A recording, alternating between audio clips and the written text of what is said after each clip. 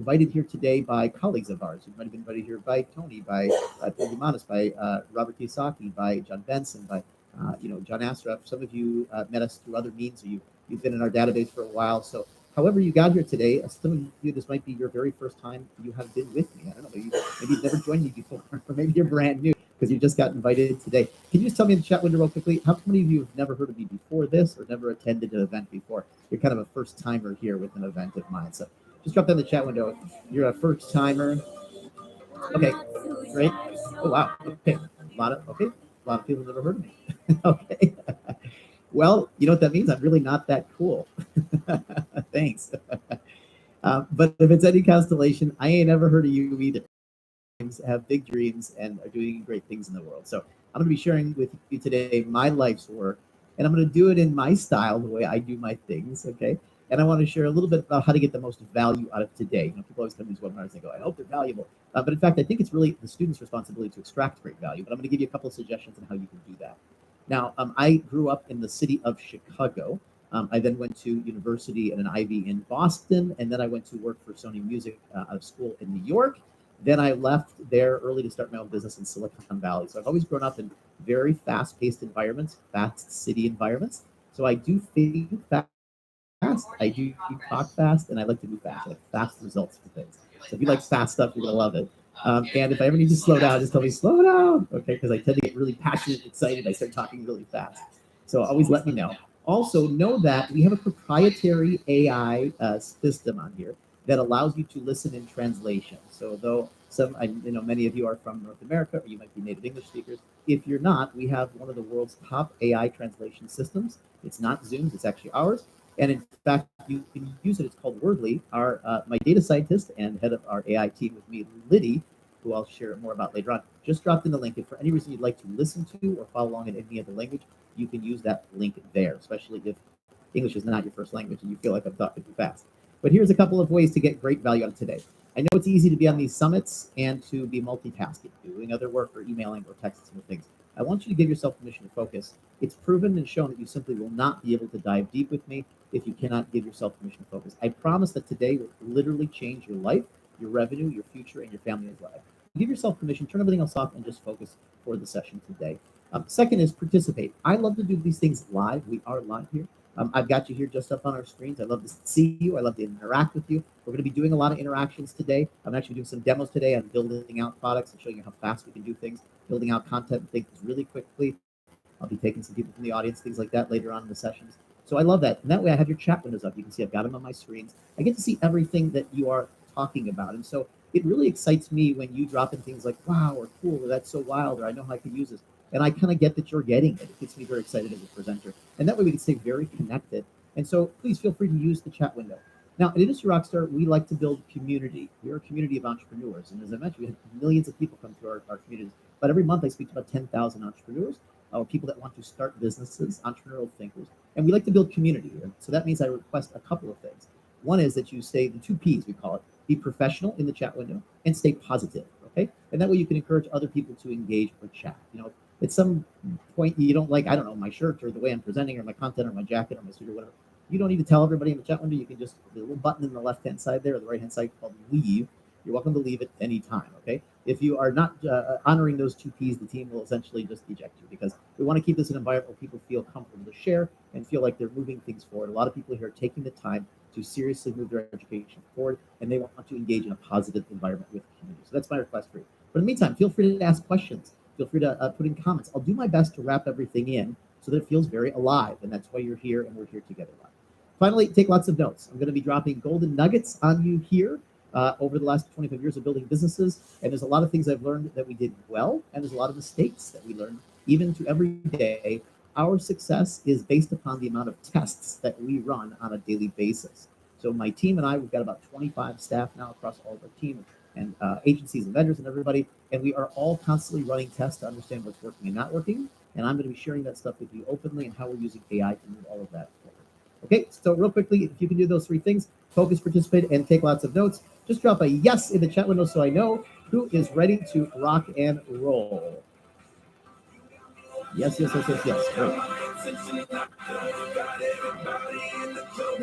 Love it. Wonderful. Awesome. Awesome. Okay, perfect.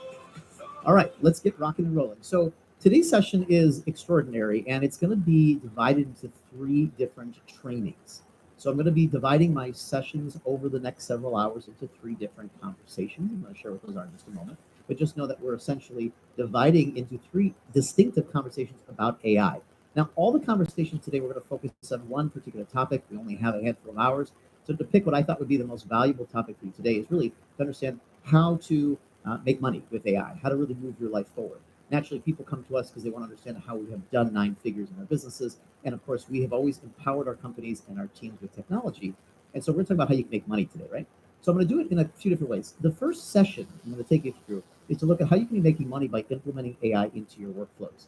And starting to take a look at how it can go as a broad spectrum. We're going to start in the foundations of AI and how AI is changing and disrupting every part of business and how you can use that to become more productive and make more money.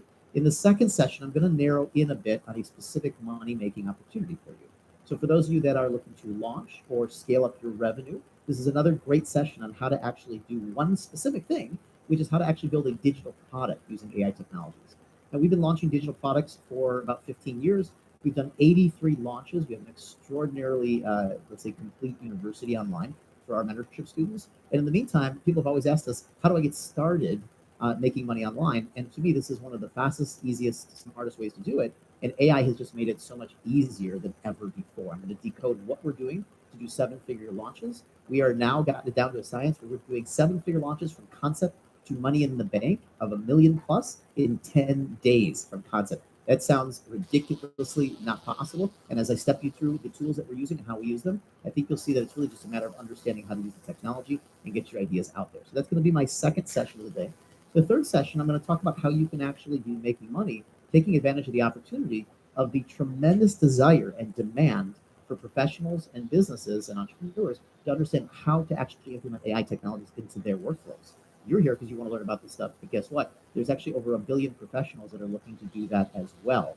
And so there's a tremendous opportunity as we train people how to become AI certified consultants, for example. They're able to understand how to create tremendous revenue for themselves and opportunity by doing that.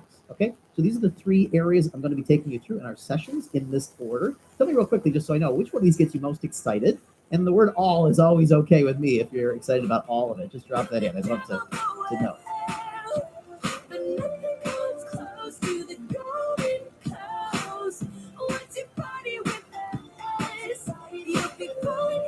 Okay, awesome. Great.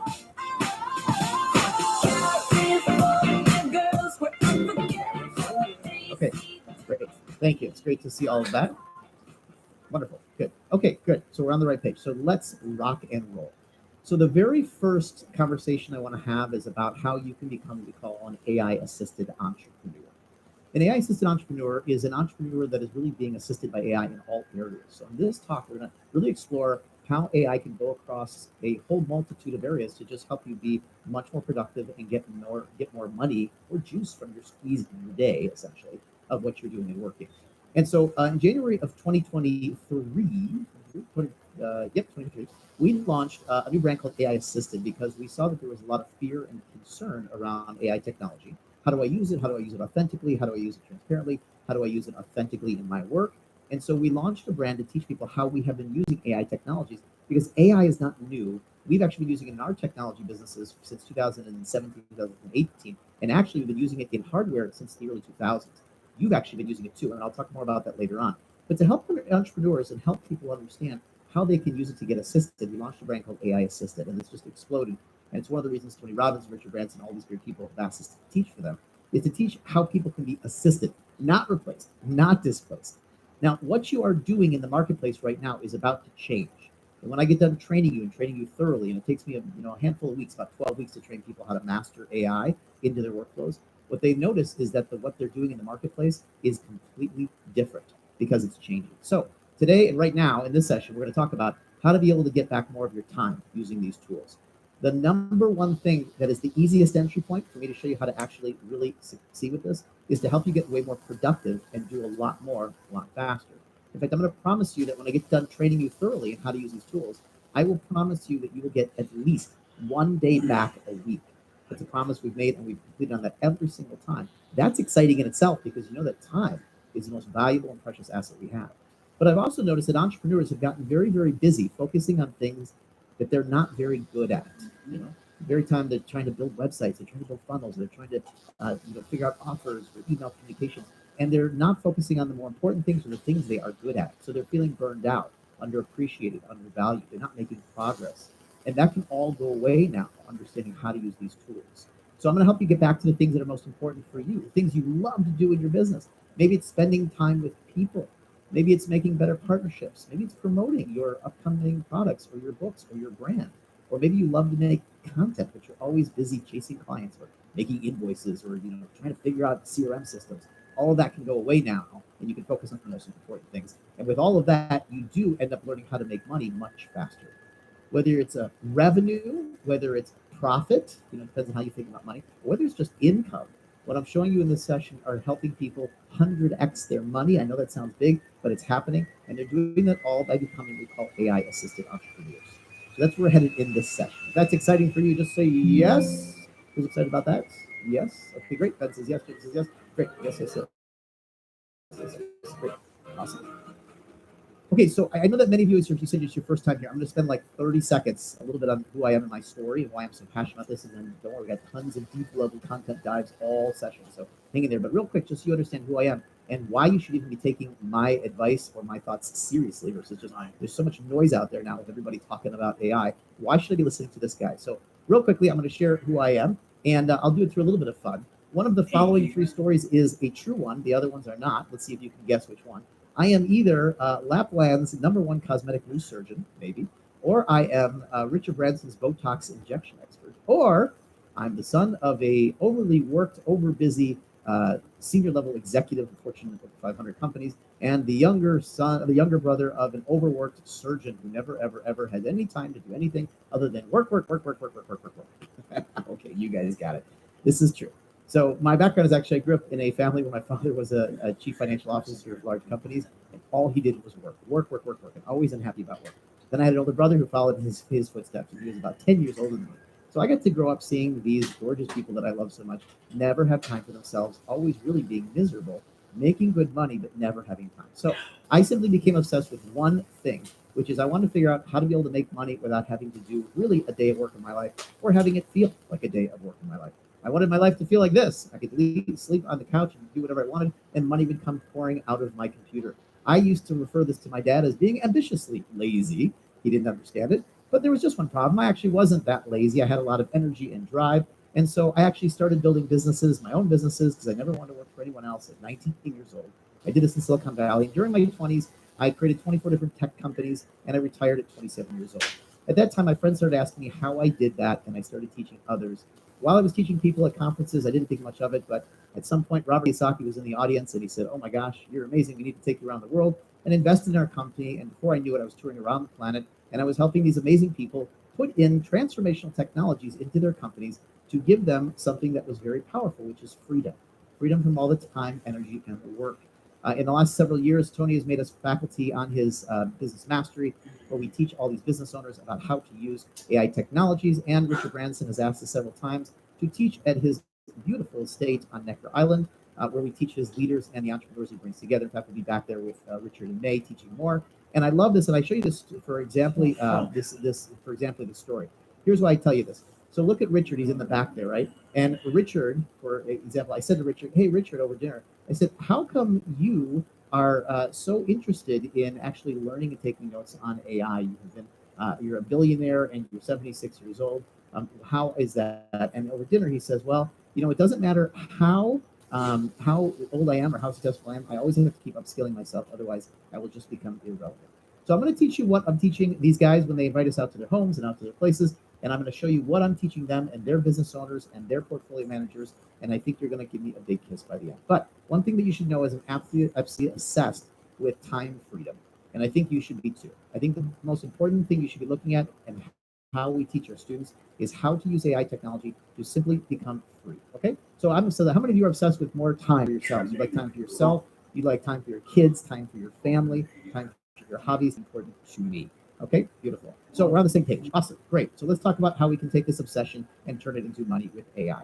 So as you know, AI is absolutely exploding, right? And it has been, and it's continuing to, and it will over the next decade continue to expand. If you think you're late to the game, I have some other news for you. You're actually early to the game. This is an incredible time and opportunity because AI is starting to explode. It's now proliferating into every industry, from physical therapy to chatbots to AI website builders to text summarization, fashion. The retail industry is exploding, the marketing industry, the wine and sake industry, the whole shopping industry. They're even trying to see if AI CEOs can take over companies.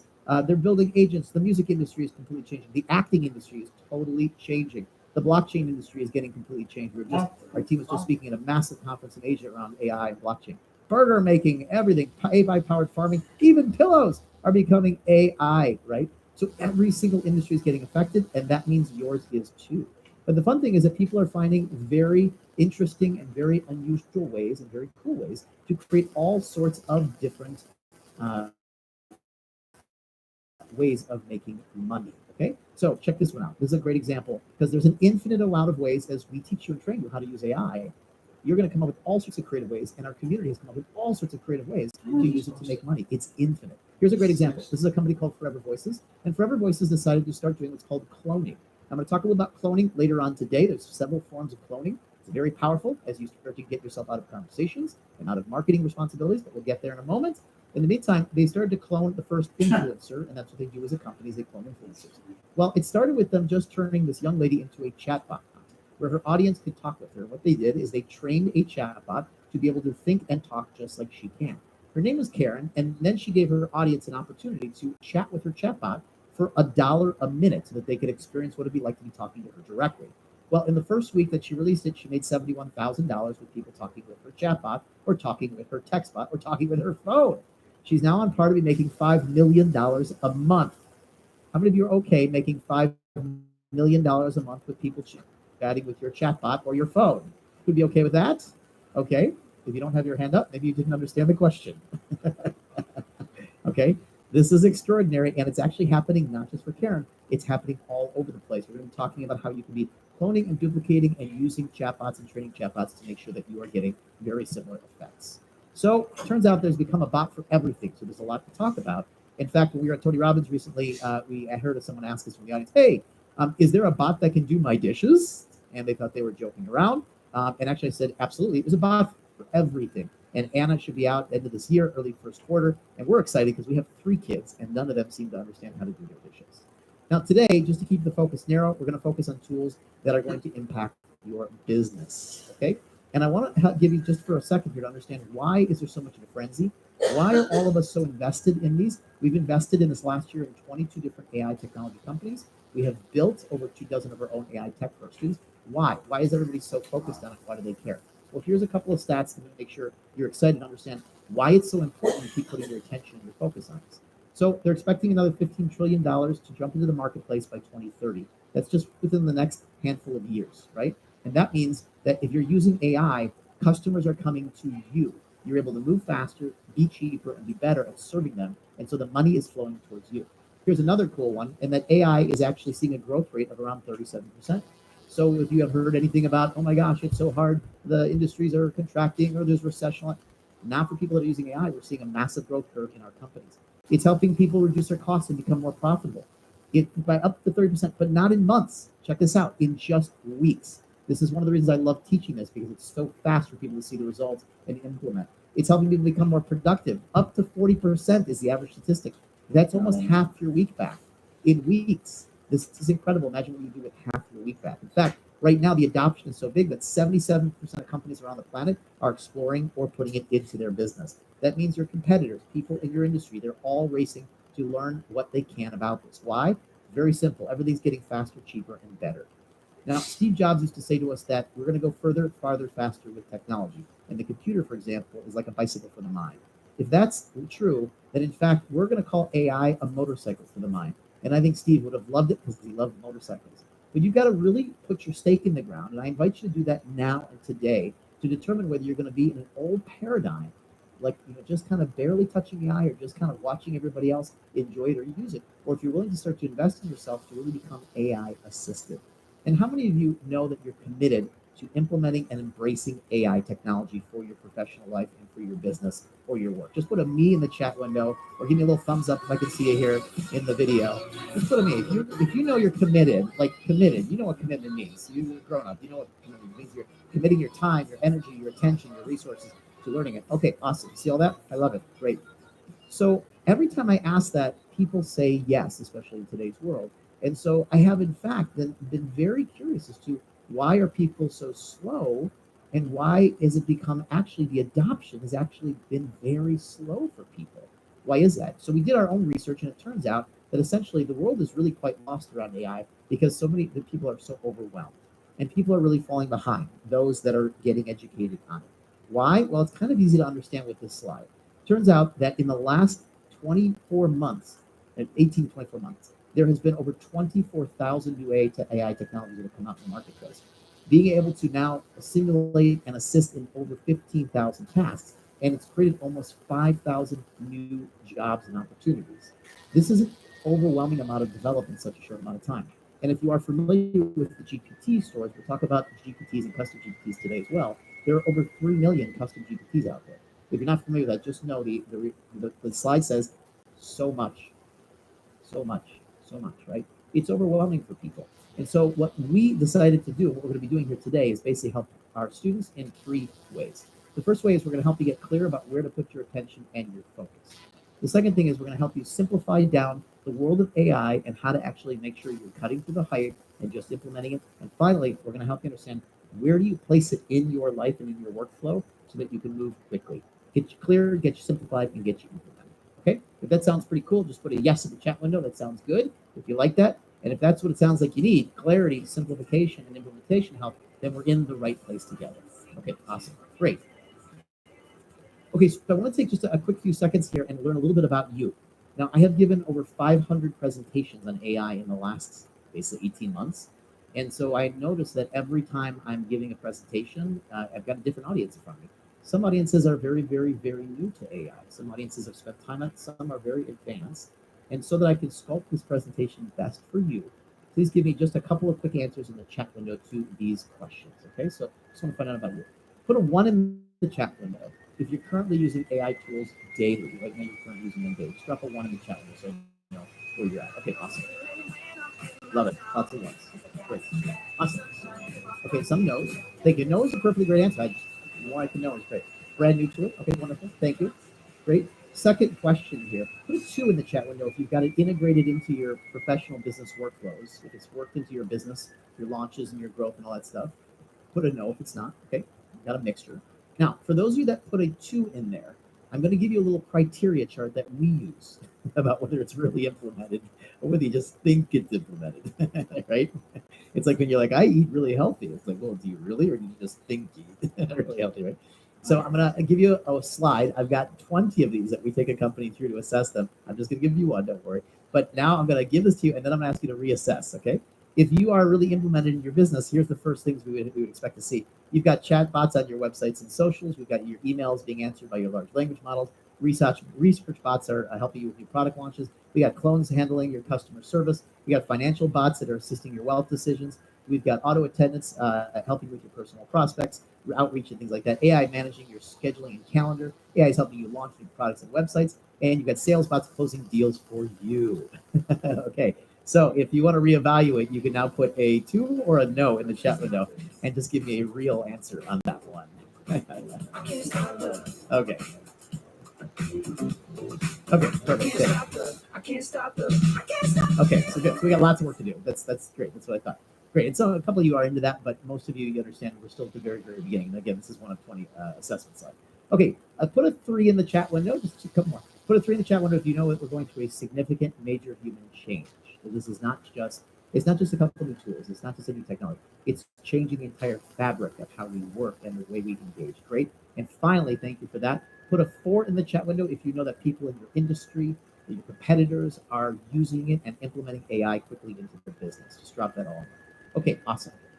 Great. Thank you so much. I appreciate all of that. Helps me understand exactly where you're at.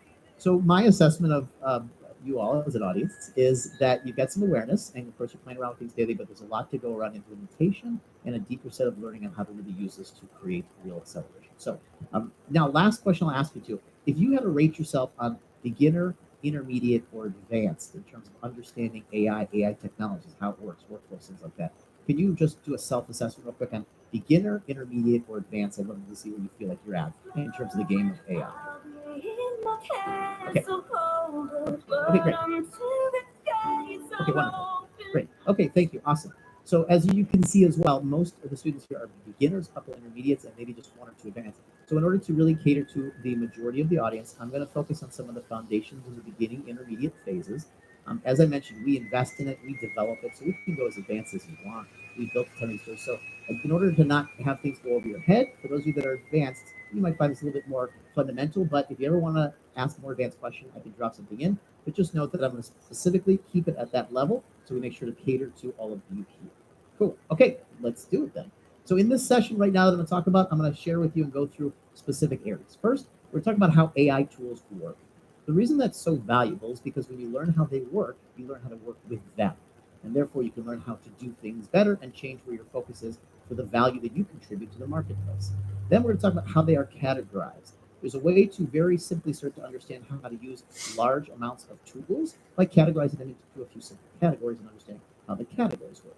From there, we're going to actually show you how they can impact your business. Where can they impact your business? We'll talk about a number of use cases, and then how to leverage them by putting them together into workflows and working with them. And then finally, just how to put them all over your professional life and how to become what I call an AI-assisted entrepreneur. So which one of these 5 things, or all of them, is most interesting to you? 1, 2, 3, 4, 5, or all? Just drop that in there for me real quick.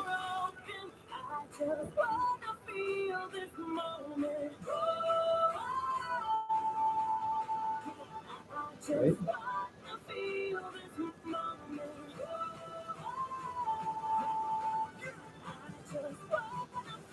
Okay, awesome.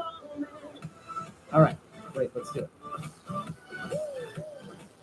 So AI is totally shifting the paradigm, and it's not just new technologies, it's also a different way of thinking about things. And it has shifted the paradigm now, and it's shifting the paradigm. So part of what I'm going to be doing with you today is retraining the way you look at how you work based upon the tools. Because what's happened in history over the last 100 years is every time we've had a transformational or a new technology, it's shifted the way we've had to approach things. And that mindset shift has become just as important as learning the technology itself.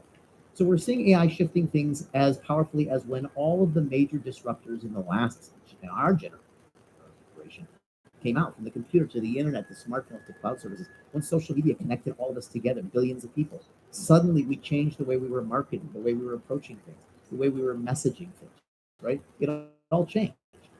In the meantime, though, I want you to notice something about these things. It turns out that these different disruptors came out about every 17 to 20 years. Every 17 to 20 years. And that means that when these disruptors really changed, it changed the game, and it created a massive amount of opportunity, and wealth started changing hands. So what we have right now is a major tsunami of wealth and opportunity that is now transferring hands, and it's going to be going on like that for a long time. In fact, the Google CEO came out and said AI is probably the most important thing humanity has ever worked on. I mean, that's a pretty profound statement. And I think it's more profound than electricity or fire. This is very profound, and I just want you to understand how big it is. So let's start with ChatGPT in the beginning of AI here, because although we're going to go way past ChatGPT, way past this, you have to at this point. ChatGPT is just the beginning. It's a great place to start, both to understand how the tools work, and it's a very easy tool to understand how things can, where things can go for you and the possibility. So ChatGPT is considered a chatbot. Now I'm going to assume that most of you heard of ChatGPT at this point, and that you're probably playing around with it. You maybe tried either the free version or you have a paid membership to it, right? Okay, so we'll go from there. ChatGPT is considered a chatbot. It is actually trained on trillions of different language models and language points and parameters, and it is essentially considered a super brain. It has scanned the internet billions of times. It's read every single book known to mankind. It knows everything about everything about everything. Now, today, as we work with ChatGPT, we're going to mostly be referencing and talking about the Model 4.0. There are several different models that ChatGPT goes into. We're going to stay focused on 4.0, first of all, because it's become a benchmark for what we're doing in business. And the 0.1 model, although we're very familiar with it and work with it, we do it much more in terms of research and much more higher level scientific work. We're not going to get into that. We're just going to keep it simple and focus on the 4.0 model. But ChatGPT is essentially a chatbot. We interact with it through our browser, and we interact with it through what's called a prompt. We're going to talk about prompt engineering today. So if you've heard that term, you're going to get pretty schooled in that today. And using a prompt is, we should write this down, it is an instruction set. It's an instruction set. And what that means is that you have to actually become good at actually instructing these AI technologies. In fact, the future of your revenue, your opportunity, your business, and your world, your impact, is going to be based on how well you can actually instruct these AI technologies, especially right now in time of history. For those of you that have been hearing the word AI agents, we'll get into that later on. For the meantime, ChatGPT is a large language model, and it's been trained on trillions of parameters in order to make it able to be able to do what it does. Now, a little important history here so you kind of understand a little about ChatGPT.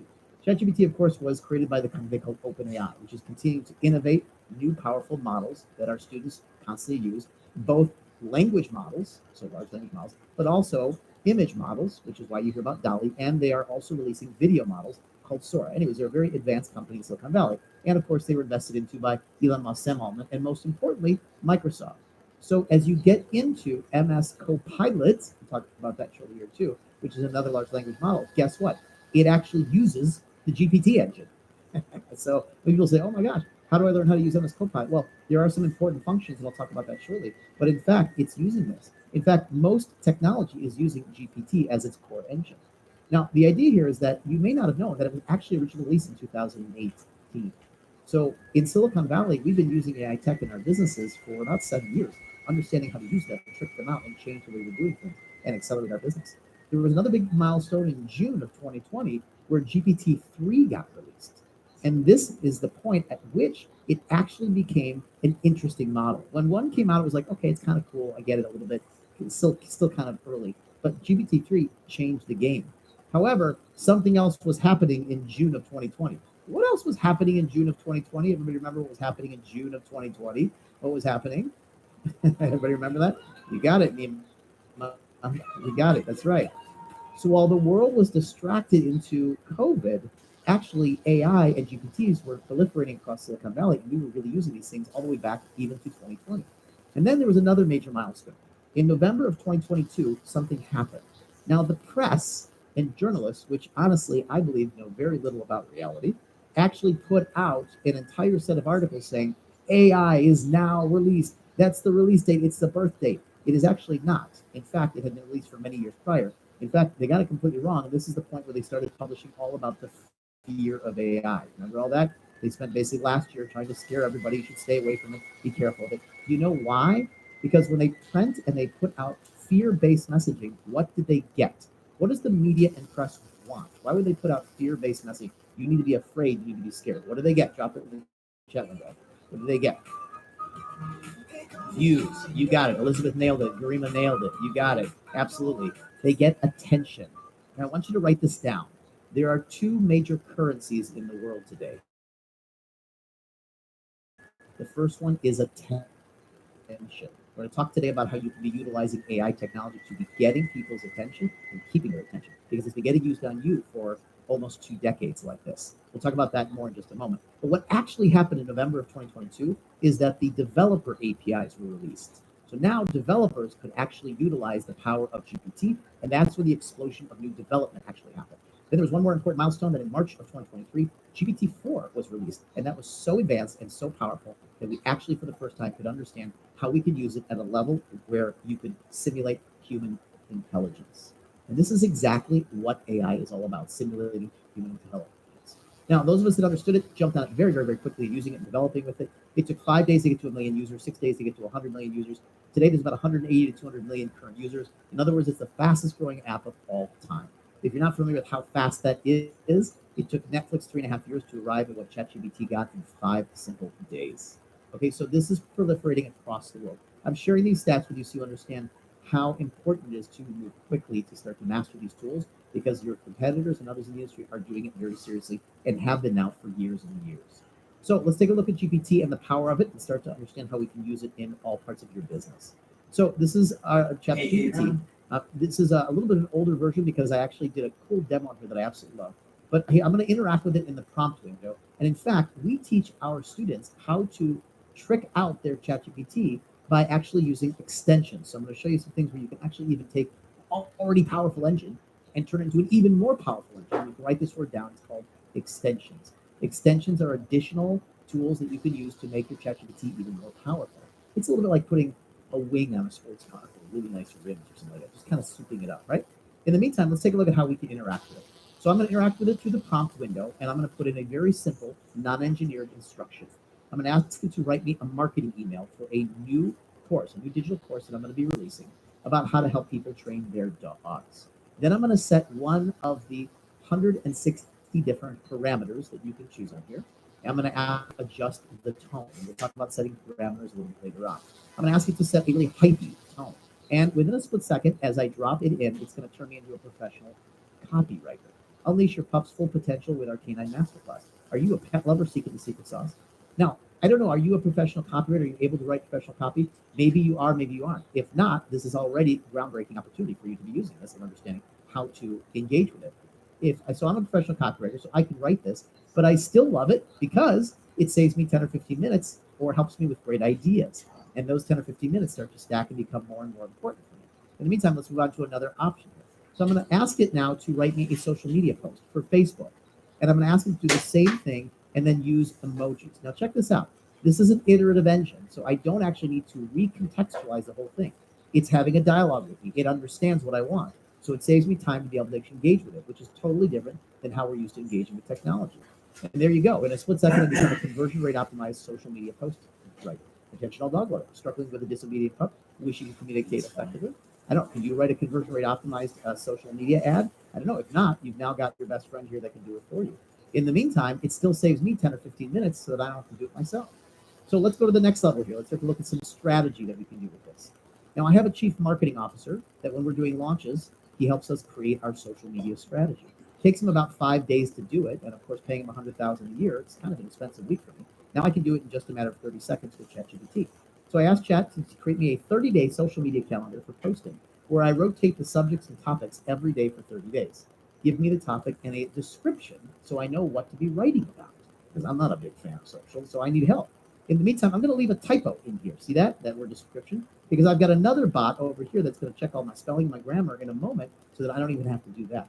That's called bot stacking. I encourage you to write that term down. We'll talk more about that as we look at workflows. Bot stacking is we're using multiple bots to be able to get more done. In the meantime, here's what it does. In 30 seconds, it gives me a 30-day social media calendar. Day one, course launch announcement. Big reveal, the mastering dog training from bark to command. It even gives me brand ideas. Day 2, trainer introduction. Day 3, testimonial Tuesday, and so forth. Now, whether you've been playing with ChatGPT or not, how many of you would agree this is an absolute miracle, what we're looking at here? The ability to get this done and support us and help us with this level of strategy. Just drop a yes in that chat. This is a game changer. It's a disruptor, right? It's changed the world of copywriting. It's changed the world of marketing in seconds. Everything, right?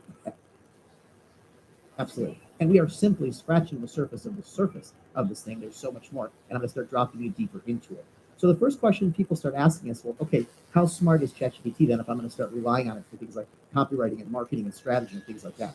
Well, essentially, it is a super brain. It's smarter than you and smarter than me, smarter than all of us combined. You know why? It is all of us combined. That's pretty amazing, and it can work at the speed of light, essentially. Well, just in case you want something more concrete, it actually passed the bar exam to become a lawyer. It passed the medical school entrance exam, the law school entrance exam. Oh, yeah, you have an MBA, an Ivy League MBA on your laptop now, if you understand how to work with it and prompt it properly. It passed the medical school license exams, the Stanford medical school exam, and it passed the sommelier exams, so it knows what to drink to celebrate all these exams. Okay, this thing is brilliant. It's extraordinary. We use it with our medical clients as we coach several hospitals and several medical industry and med spas and things. We use it in the accounting industry. We use it in the legal industries. We're showing everyone across the world how to use this, no matter how technical. In fact, it is affecting every industry. But there's something else that you may have missed about how this works. So not only is ChatGPT able to create stuff, but it's also able to predict stuff, and here's why.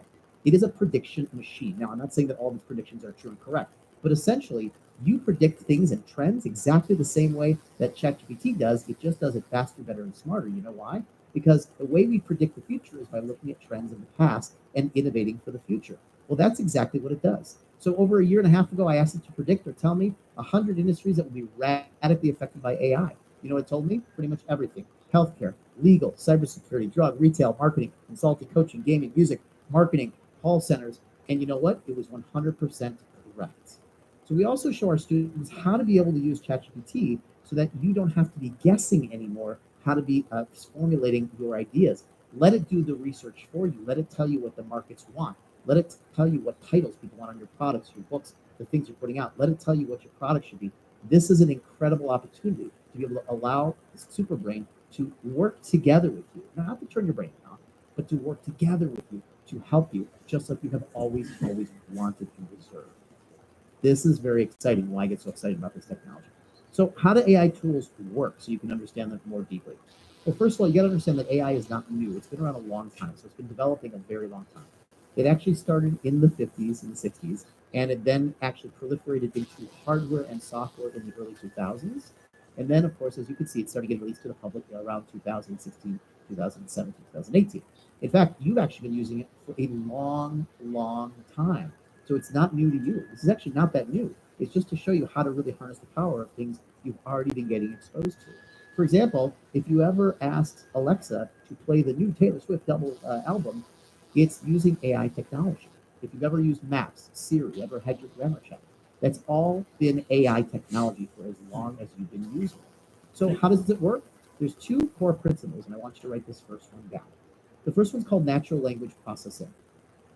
These tools work on natural language. Natural language means that you don't need any coding experience. You simply need to understand how to communicate with the bots, and it uses your natural language. It doesn't matter which language you speak, you can communicate in any language, but it is using your natural language. This is very powerful because that means you actually have the power of the entire technology of the world here by being able to communicate with it. But that also brings up a new responsibility, which is about learning a bit of a new language, a way of communicating. There's a science behind how to communicate with these bots, and this science will change your life forever. Now, part of the science is called prompt engineering, and we're going to dive into that today as well, as I mentioned. But I want you to just consider that this language has a science to it. What does that mean? If you're like, what does he mean? I don't understand. What is a science in a language? Well, consider if you've ever learned the science behind speaking marketing. What's an opt-in form? What's a campaign? What's copywriting? What's conversion rate optimization? As you become better at the language science and the distinctions, you become better at getting the results you want. Now, about 6 months ago, John Maxwell and Alessi and I were presenting a leadership event together in Nashville, Tennessee. We had 300 of the top real estate investors in the country in the room, and we were talking about leadership together. And John Maxwell says, there's a language to leadership. If you'd like to be a better leader, you better learn how to have that language, and you're going to get the results of what better leaders get. And I said, that's a funny thing when you say that, John, because that's how AI technology is. AI technology has a language to it. And when you learn how to speak to it, you get better results and better outputs. The thing you don't need, though, is you don't need any code. Now, some tools, as you get more excited about them, or if you're kind of a geek like me, you might get into what's called low code. But essentially, it's all done on natural language. And let's start with one of the first sciences in natural language, which is called prompt engineering. Now, prompt engineering is the skill set behind how you communicate with these bots. And we train our students very thoroughly in prompt engineering because many people have been told to just talk to these bots like you're talking to a friend. Oh, just talk to it like you're talking to a friend. Okay, well, if you were talking to an MBA like you were talking to a friend, you wouldn't get nearly the kind of results out of that. If you want professional output, you essentially need to be able to communicate with these things in a professional way. And what prompt engineering is essentially the process of designing and refining your requests so that you can get a better and more effective output. So these are requests. The prompts are requests, and prompt engineering is the process of doing it better. Why? Well, because the output is based upon the input. Okay. And so let's take a look at what prompt engineering is all about. Okay. Now, most people don't even know what an engineered prompt is. So let me start to get you connected to what is it and what is the science behind it. So here's an example of an engineered prompt. And this particular prompt is something that we've designed to help us repeatedly create digital courses.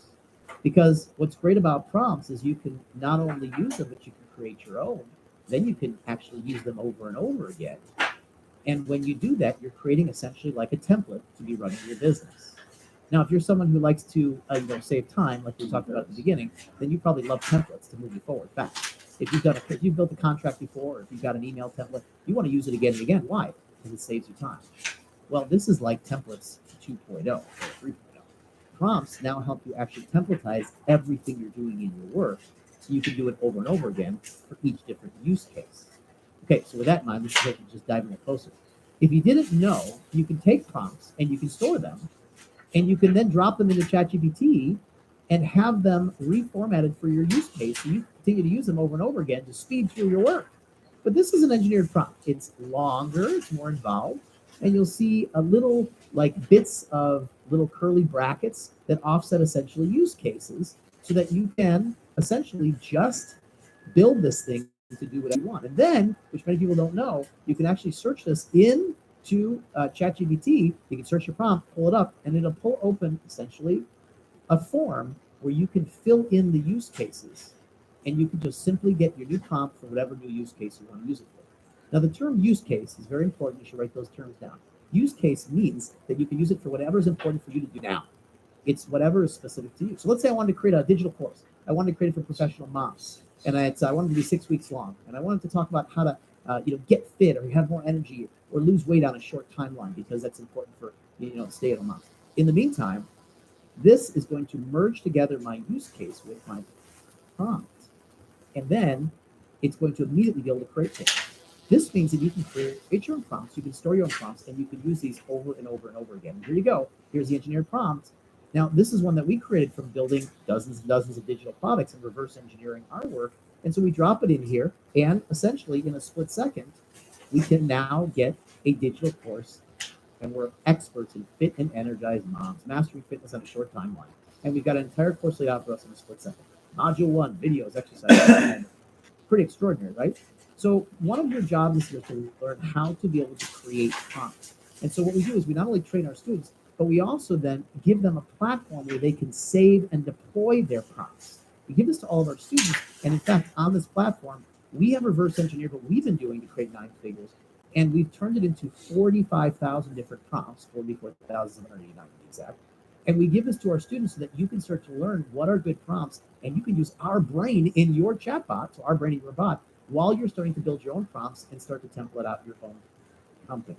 This is very, very powerful because now for the first time you actually have a system that can not only deploy all your prompts, but actually has an entire 9-figure brain in a prompt library for you. And we give this to all our students. Don't worry, it's not some big picture. We just give this to our students. In the meantime, let's dive deeper into the categories of prompt engineering because many people don't understand that prompt engineering is not one thing. It actually divides into several different concepts, and you'll need to learn all of them. Now, we simplified it down to just a handful that are most important, but this is why I want to share with you exactly what you need to be learning for prompt engineering. So please write these down. These are the different categories of prompt engineering. The first one is meta prompt. A meta prompt is a prompt that guides the entire system. And our students learn how to create meta prompts for their companies because just like you as the founder or CEO, if you're going to be launching something or starting something new, you actually have to make decisions for the entire company, right? Well, a meta prompt is a prompt that guides the whole system. I'll give you an example of this. On ChatGPT, if you put in anything in a different language like Spanish or French, or something like that, there's actually a prompt behind ChatGPT that says, first change this to English, then do a bunch of stuff, and then change it back to the language that it was put in. It's called a meta prompt. And these are very powerful because these will guide the whole system. Then there's engineering prompts or engineered prompts. Prompts that are engineered are specific prompts that are engineered to communicate with the bots in a way that works best for them. It's about the sequence, the flow, the information. Then there's prompt iteration. Prompt iteration is where you test or compare 2 different prompt outcomes by iterating or changing a specific prompt to get a different output. The next one is prompt chaining. Prompt chaining is where you use a series of prompts to refine the output to get what you want. Then you've got prompt contexting. Prompt contexting is a technique where you give the system context about what you're trying to get done so that the prompt is more powerfully executed in the system. From there, you've got negative prompting. Negative prompting is what you don't want, right? So in many systems, it's very important and valuable for you to not only request what you do want, but also what you don't want. Then we've got what's called promptless prompts. This is a technique of actually having the systems help you write prompts for your business or for your professional world so that you create the prompts that you want. And then finally is markdown prompt format or XML prompt format. ChatGPT actually uses Markdown format, which is a type of sequence and formatting to get the most value out of the prompt, whereas Claude uses XML. Now, these things might be quite new to you. I'm expecting many of them are. Tell me which one of these things is new to you, or maybe they're all new to you, so that you're starting to get some real distinctions around the world of prompt engineering. So tell me about that real quick. How many of you found something new on it? Okay, all new, several new. Yep. Okay, wonderful, great. Got it.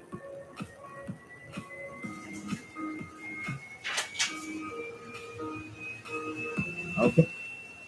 There's a lot to learn about the language. And when you do, you unlock a whole new world for yourself. Think about it. It's like when you learn to ride a bike and you got that distinction of balance for the first time, right? You didn't know what balance was. It was kind of confusing.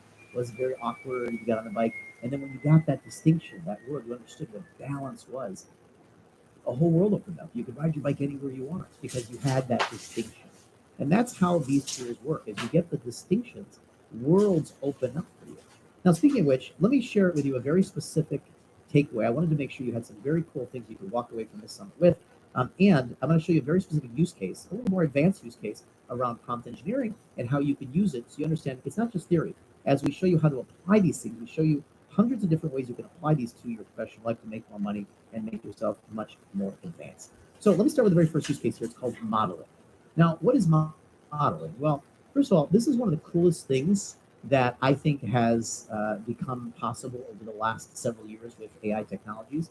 And I say that about everything because I just love what they do. But anyways, modeling is a very, very cool one. You know, in our sprints, we show you 75 to 100 different ways you can use these tools. Modeling is one of them. I want to show you this so you get how powerful. What is modeling? Modeling is the essence of saying that if somebody else can do something excellent or well done, I want to be able to do that myself. So I model them. How do I model them? I kind of watch them. I see what they're doing. I try to break down what they're doing into very simple steps, and then I do that myself. For example, if you want to be a great tennis player, you might go watch an amazing tennis player who does amazing serve.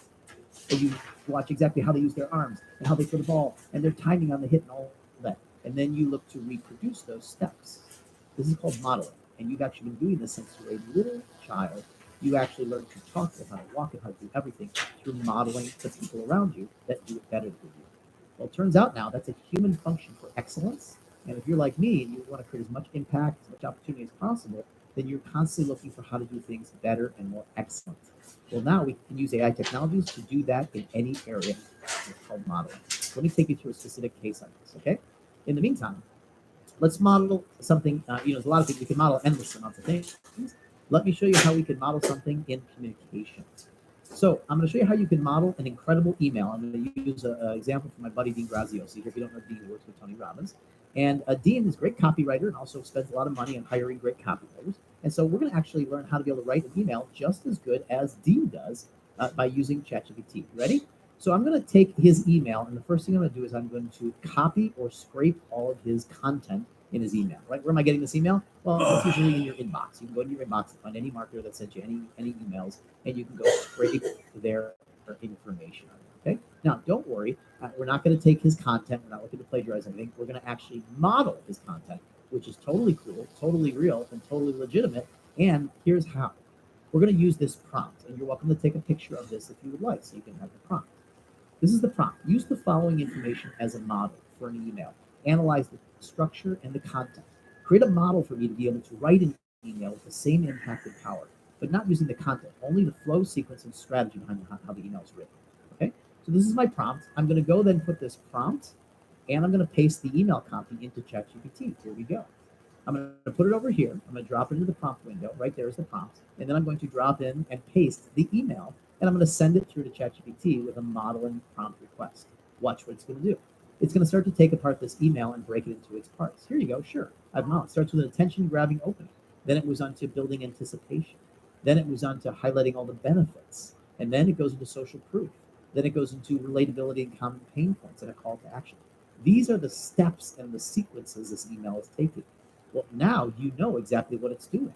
That's pretty cool. Well, let's keep going. So I'm going to use this next prompt as a prompt stack here. And I'm going to ask it now, use this model to write an email for me where I'm marketing a new course that I'm bringing out to the world on the topic of productivity, for example. And you can change that word to whatever you want. Use the model to create an email that I can use to send out to my database that will inspire them to take action. So I basically want to use Dean's amazingness and his investment to model what he's doing and put it into my world. Cool. So I'm going to take this prompt and I'm going to put it into ChatGPT next as I continue to prompt, stack, and refine. And there you have it. It says, great, of course, I'll use the structure and model we just discussed. Here's an email tailored for you. It starts with, guess what? An attention-grabbing opening.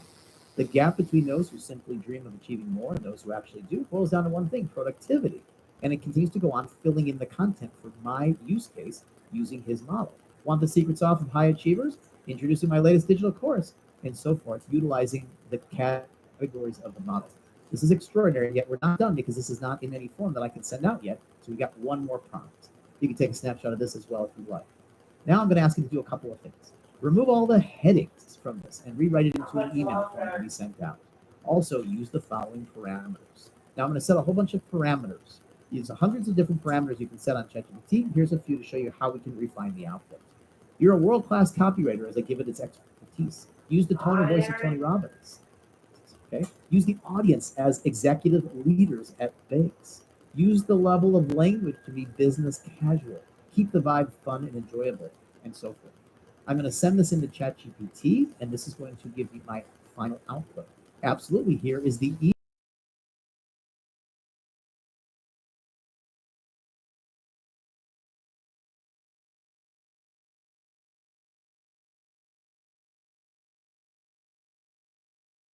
model then. So this is a They're not even doing a recording of this. Okay, it's a game changer.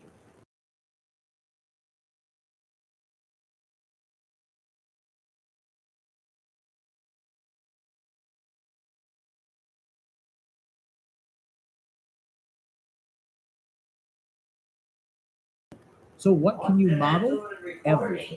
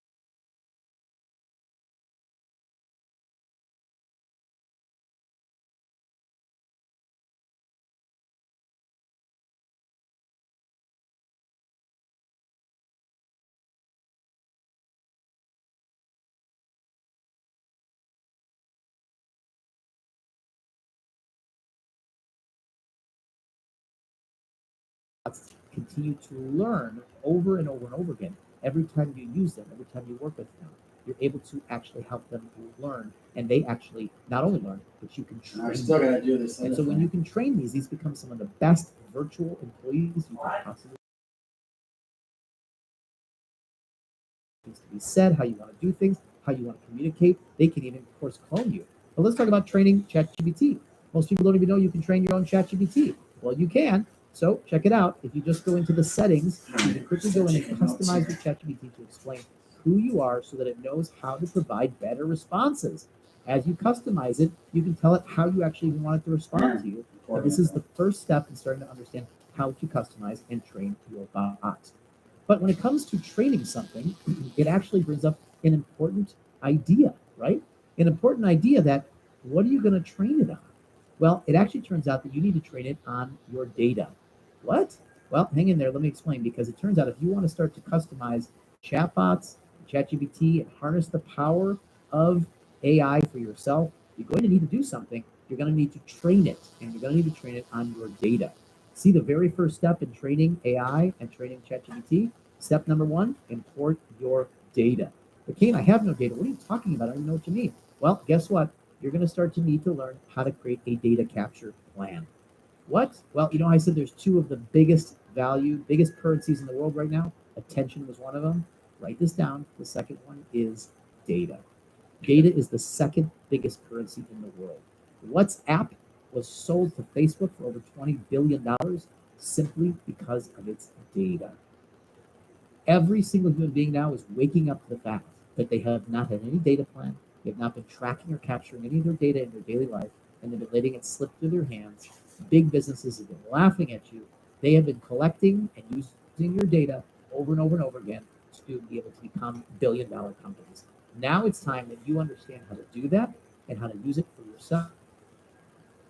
As a solopreneur, as an individual, as a small business, as a scale up, doesn't matter what it is, it's time for you to have a data plan. Those that do not have a data capture plan are ignoring the future implications of that and will simply struggle and go out of business. So we train all of our students how to be able to start capturing and creating AI grade data. Well, billion-dollar companies have been using this on you for the last decade. Netflix is a billion-dollar company, and they have been using AI technology to look at your movements, what you do, what you look at, turn that into data, and then help them understand what will essentially keep your attention. Anybody want to guess who is the number one competitor to Netflix? Yeah. Just drop it in the chat window. Who do you think is the number one competitor? Do you think it's Hulu? Do you think it's Disney? Do you think it's YouTube? Do you think it's who else? Amazon? Who else? Who do you think is the number one competitor to Netflix? What do you think? Amazon, Disney, etc. Yeah. Guess what? You know what the real answer is? It's sleep. What the fuck? It's sleep. I know that sounds funny, but it That's is scary as fuck. Netflix understood that their number one competitor was losing your attention to sleep. And so they have been using your data, they've been using AIs to curate content to determine what to put in front of you based upon your data. Netflix is not a billion-dollar company because they've got movies. Any company that licensed movies could have done that. They became a billion-dollar company because they were using your data against you to get you to keep your attention. But they're not the only ones. Don't get nervous.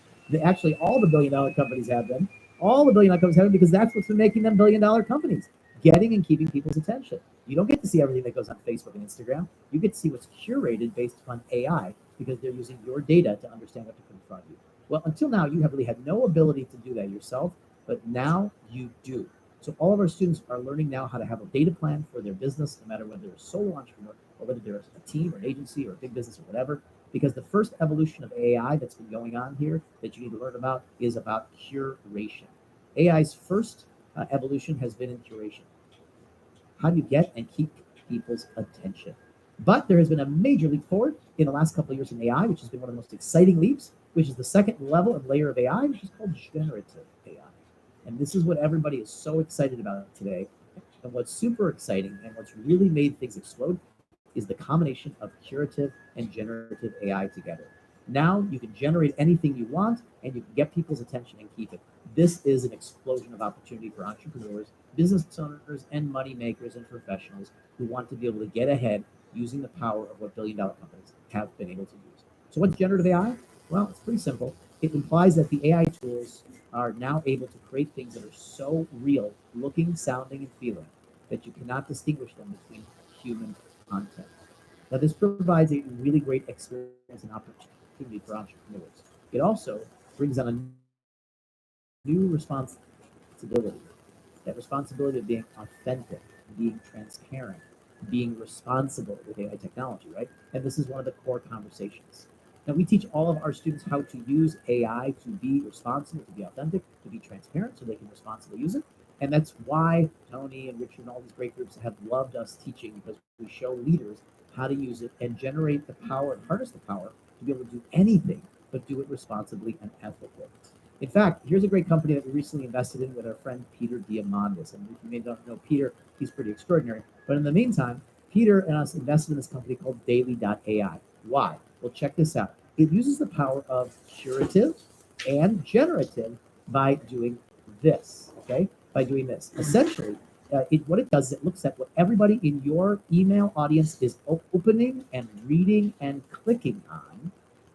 And from there, it then generates newsletters and then sends them out to people, so that it is using the data of what they're loving and looking at to send them newsletters. It can happen weekly or daily, or however you want to set the cadence.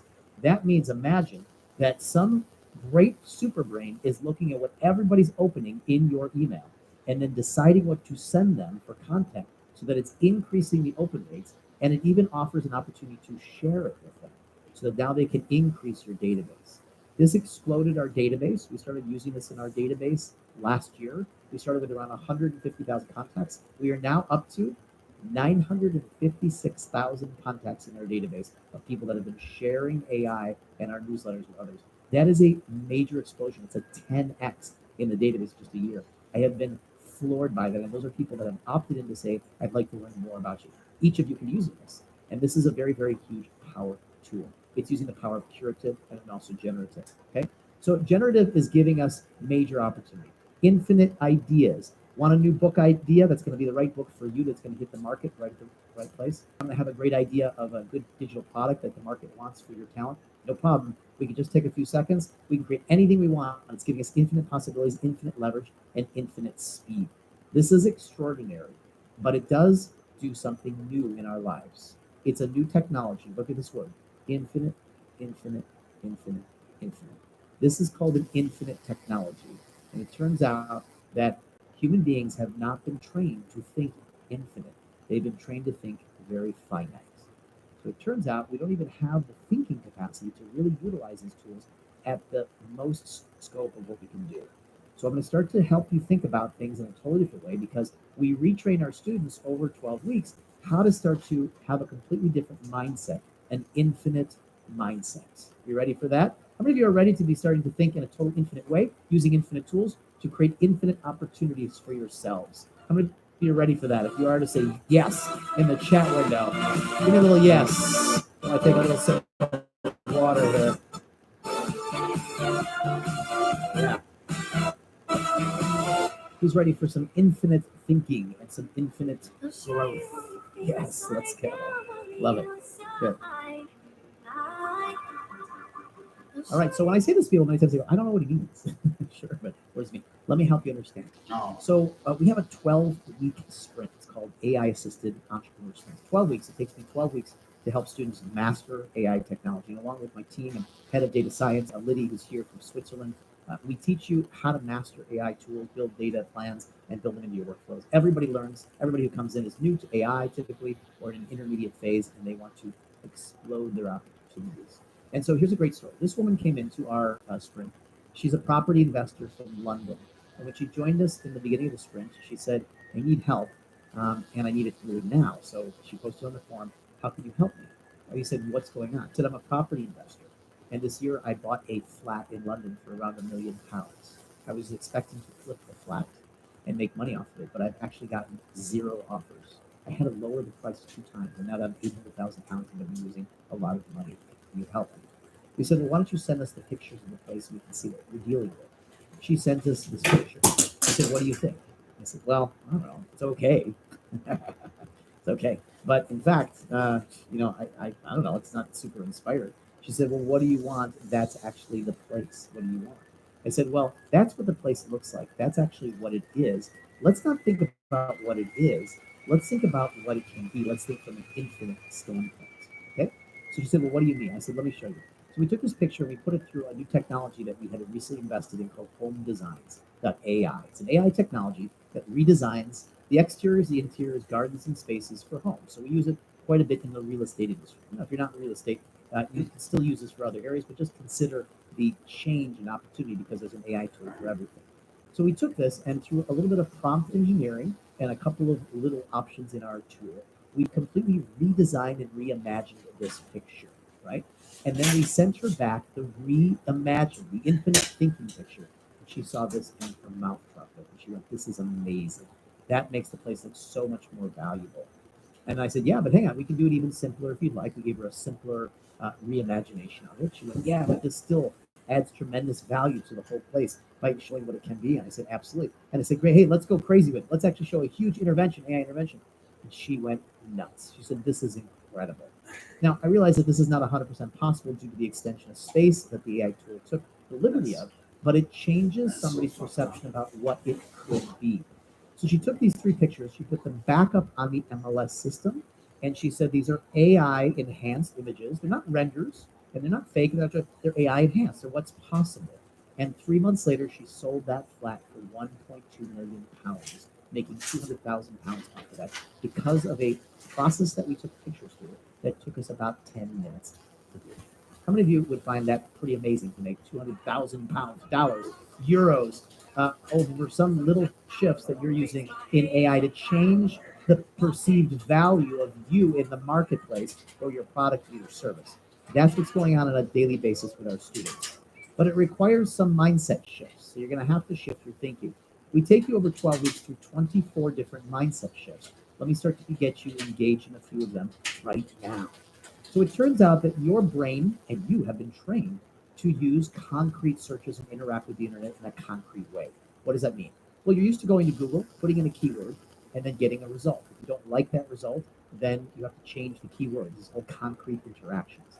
But that's not how AI works. It works in iterative dialogues. So now you're able to iterate the conversation in a dialogue to refine to what you want in a personalized form or fashion. That's pretty cool. And so you have an exact example of this. I'll show you something that we did. We recently were just touring all over the world. And while we were in South Africa, we were in Joburg. We had an event there with about 3,000 students in the room. And while we were there, I showed this example and they loved it. So I was in Joburg and I used Google, regular old Google, to use a concrete search. And I typed in best Thai restaurant in the area. What did it give me on Google? What did it give me? Look, is that real pure, like it's really the best Thai restaurant? Nah. It's those who are paying for it, right? Those who are paying TripAdvisor or paying advertising or they're sponsored, right? This is not a pure format anymore.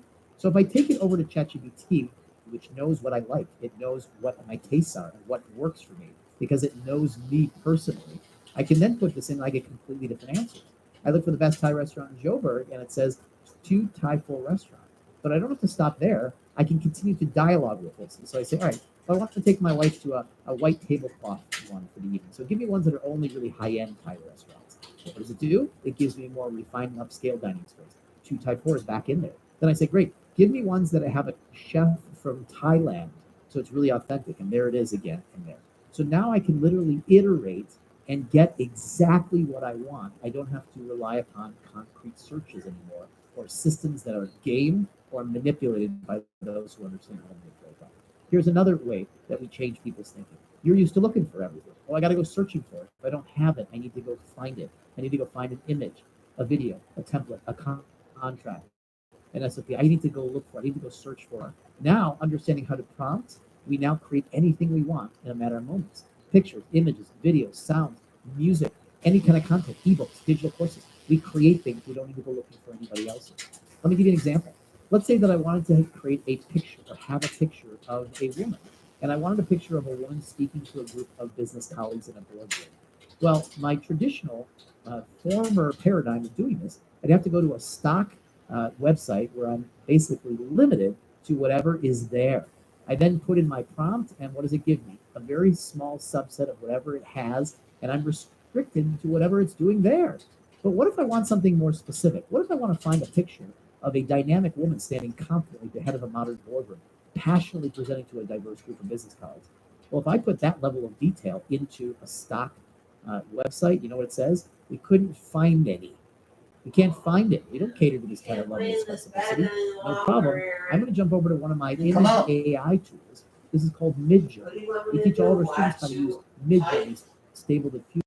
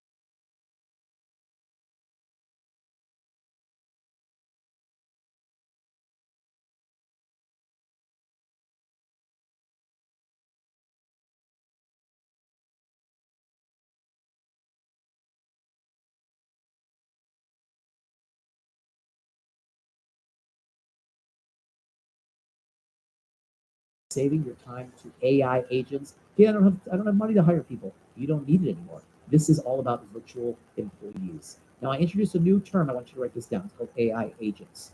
Our students are going through in our sprints intensive trainings around how to actually create and have and use AI agents. AI agents are the future, and 2025 will be all about AI agents. If you are not familiar with this term, how they work or how to put them together, this is going to change your life forever.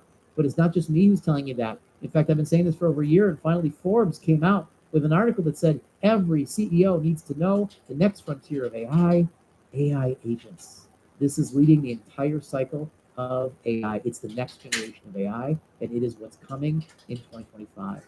When I say you're early to the game, this is the time to be investing fully and thoroughly and intensely into your AI education so that you can be accelerating in 2025 and using the new technology that will be getting released. You know that what we're talking about today has been considered the most important job skill of the century. I can't think of a more important place for you to be than right here, right now, and a more important thing for you to be investing your time, attention, and resources into. It's the most important job skill of the century.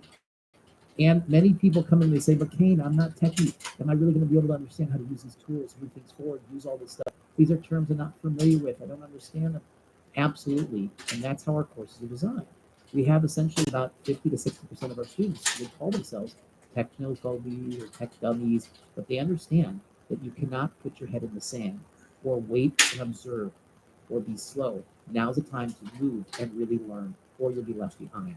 That's in fact exactly what this young lady did. She is a coach. She works with women, self-empowering them. She came in, she says, I'm not techie, but I understand how important this will be for me to future-proof my revenue, my career, and my opportunities. To take care of myself, my kids, and my family. And she came through the sprint learning and mastering the tools, and she absolutely loved Hi, it. my name is Sephora Joy. I am empowering woman coach. I help women find joy in their life. And when I started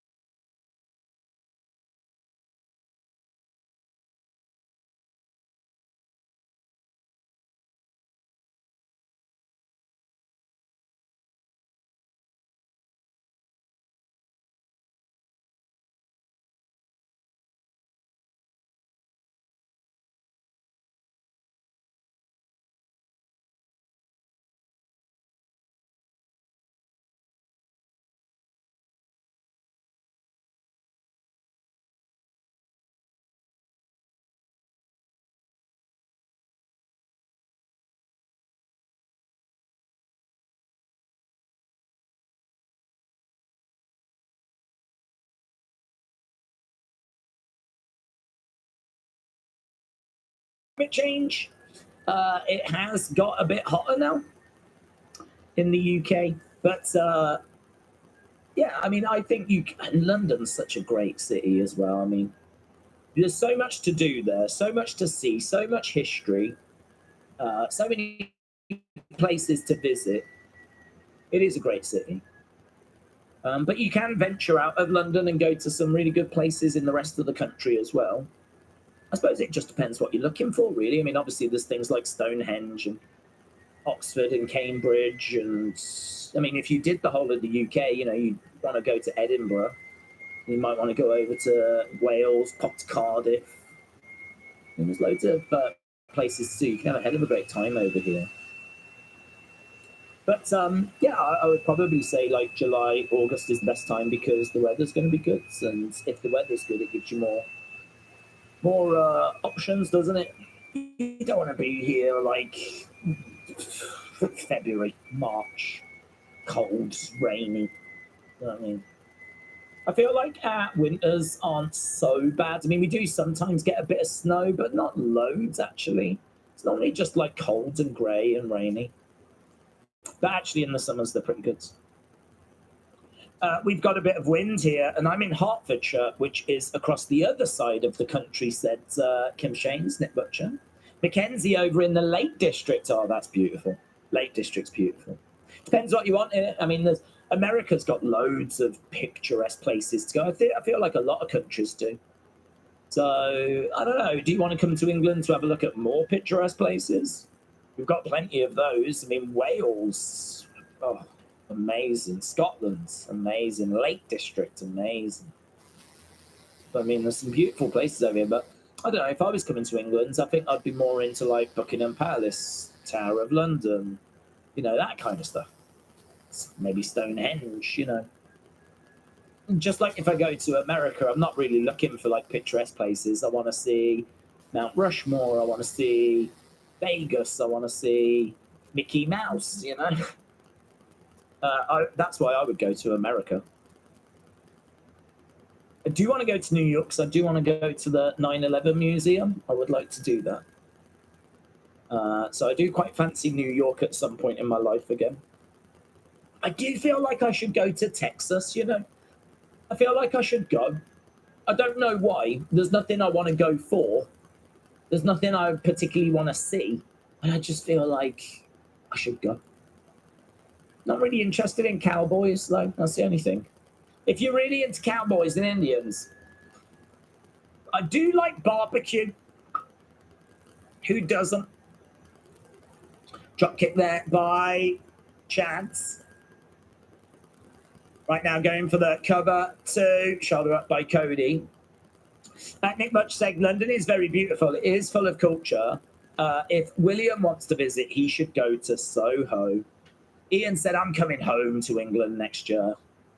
That'll be good. We're waiting for you, Ian. We're waiting for you. We've just got the headlines at the bottom. If London was too big or overwhelming, you could go to Coronation Street, said David. Catherine said Kurt was asked to manage Alpha Academy, but he turned it down, if I'm not mistaken. Nathan said here in Chicago, it was bitter cold for 2 days, 20 degrees. Chicago's another place that I think I'd like to visit. I don't know if there's loads to do in Chicago. I mean, I'd want to see that reflective piece of art and have a pizza. I don't know, find a mafia, find the mob. I'm sure there's other things. Cody going up. I'd like to go. I mean, again, it's one of those places you hear about all the time, don't you? Oh! Inverted suplex by Cody on Chad. Chad is in the middle of the ring. Look at that. Inverted suplex. Tell you what, it's going to be a really interesting one to score. It's had some moments. New champs, good Bianca Piper match. Crowd seems to be really into this one. But it has also felt quite missable as a show. Shot there by Cody. Shot coming back there by Chance. Yeah, these two exchanging blows back and forth. Chad goes down. Cody standing over him. Cody goes over, against the ropes. Collides into Chad. Chad goes down. Cody going up, gets out the way. Oh, his knee. Nice. Power slam by Cody. We've got 6 minutes left to go. A. Jobson said, I live in New York and we've got the best pizza. Mikey said, if you do go Texas, go San Antonio. It is an awesome city and there is so much to do. Oh, okay. I hear you. Cody is down. Yesterday, I sent my portfolio. Soon I'm going to gain my next football coaching license. Yes, Niall. Let's go. I'd love to hear what people are up to. Cody in the corner. I don't have a life, so it's lovely to hear about other people's. Cody Cutter connects. Cody Cutter connects. Chad goes down. We haven't had any sign of Kevin yet, but you know he's coming. Julius pulls Chad out the ring. Brutus comes round. Ivy comes round. Oh, you're out of there! You're out of there! Look at Brutus going crazy. He can't believe he's livid. Cody goes over, he rolls up Chad's. Schoolboyed him. Clothesline. No, oh, chop block. Chop block. He's going for the ankle lock. What's he trying to do? Is he trying to remove Cody's boots? Oh, he's stripping him. Well, there we go. He's removed Cody's boot and he kicks it out the ring. And there we go. Boom. It's in. Ankle lock is in. Ankle lock is applied. Tap out, says Chad. Tap out. Cody is struggling a bit here. Crowd are chanting for Cody. As this ankle lock is in, Cody manages to flip Gable into the corner. Cody down. Chad down. The river walk is great. I love it there, said Mikey. Did you like Johnny Gargano's heel turn, said Zycamy? Well, I wasn't fussed about the heel turn. Monster Cody Cutter. But I did like to see DIY as tag champs again. That for me was bigger than the heel turn. Them getting the belts back. Here we go, Cody. Going for the crossroads. Oh, reversed by Chad. Reversed by Chad. Cody gets over to the ropes and forces the break.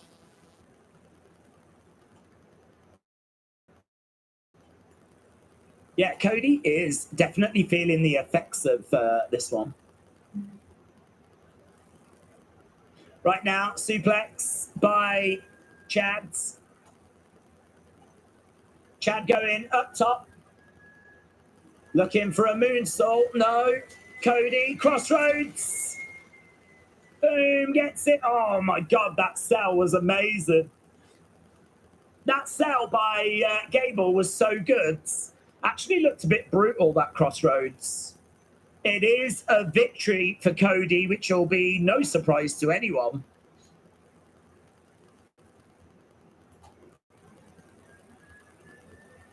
Da, da, da, da, da, na, na, na, na.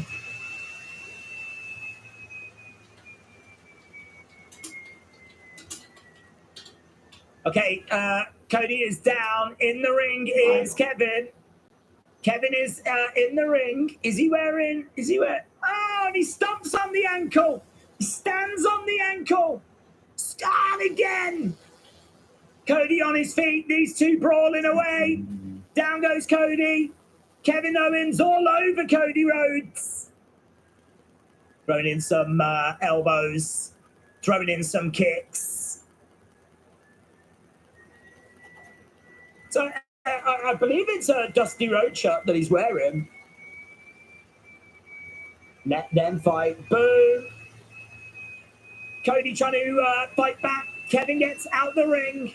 Cody going against the rope. Suicide dive. straight into Kevin Owens. And they're brawling on the outsides.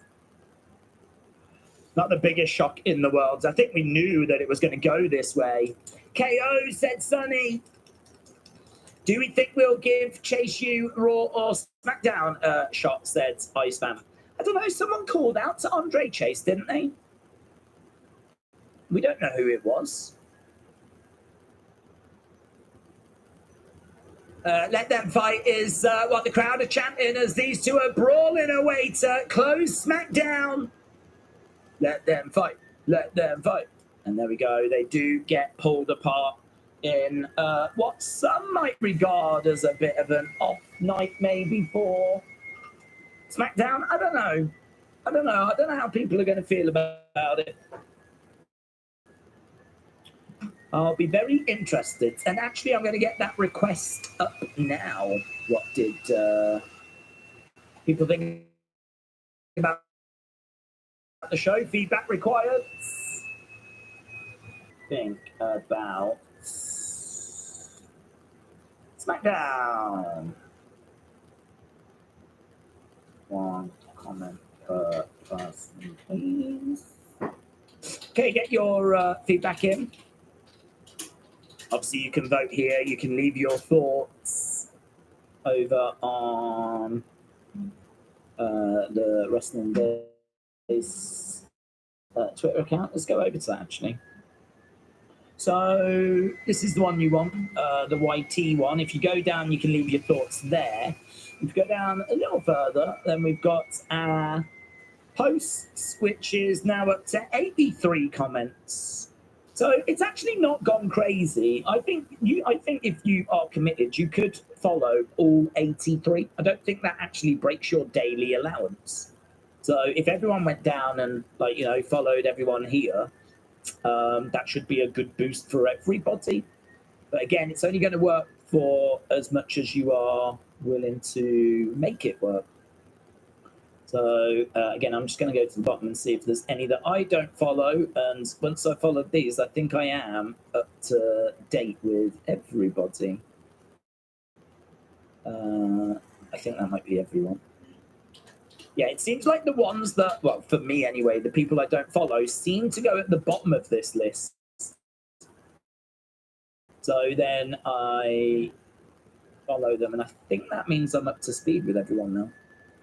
So of the 84 people that have commented, I think I do follow all 84 now. I'm certainly operating under that impression. And yeah, I would urge that you do the same and go through the list and follow everyone. Don't go crazy. Don't go more than how many is that? 83. Don't go more than like that. I think it's like 100 a day or something. I'm not sure. Mama had a look into it. Okay, it's definitely 100, 200, something like that. But I think you can follow all 83 with confidence. Right.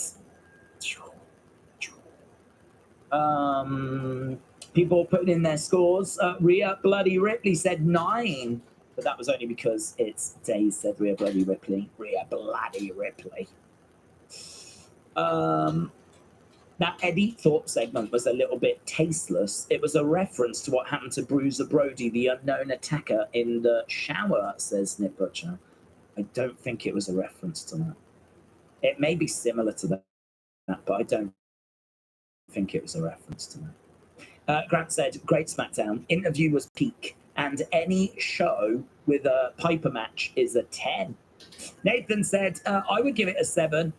Calm down about Motor City losing a lot of fans. They don't know them. I know them. I live them, but others don't. I like them, but others don't, said Nathan.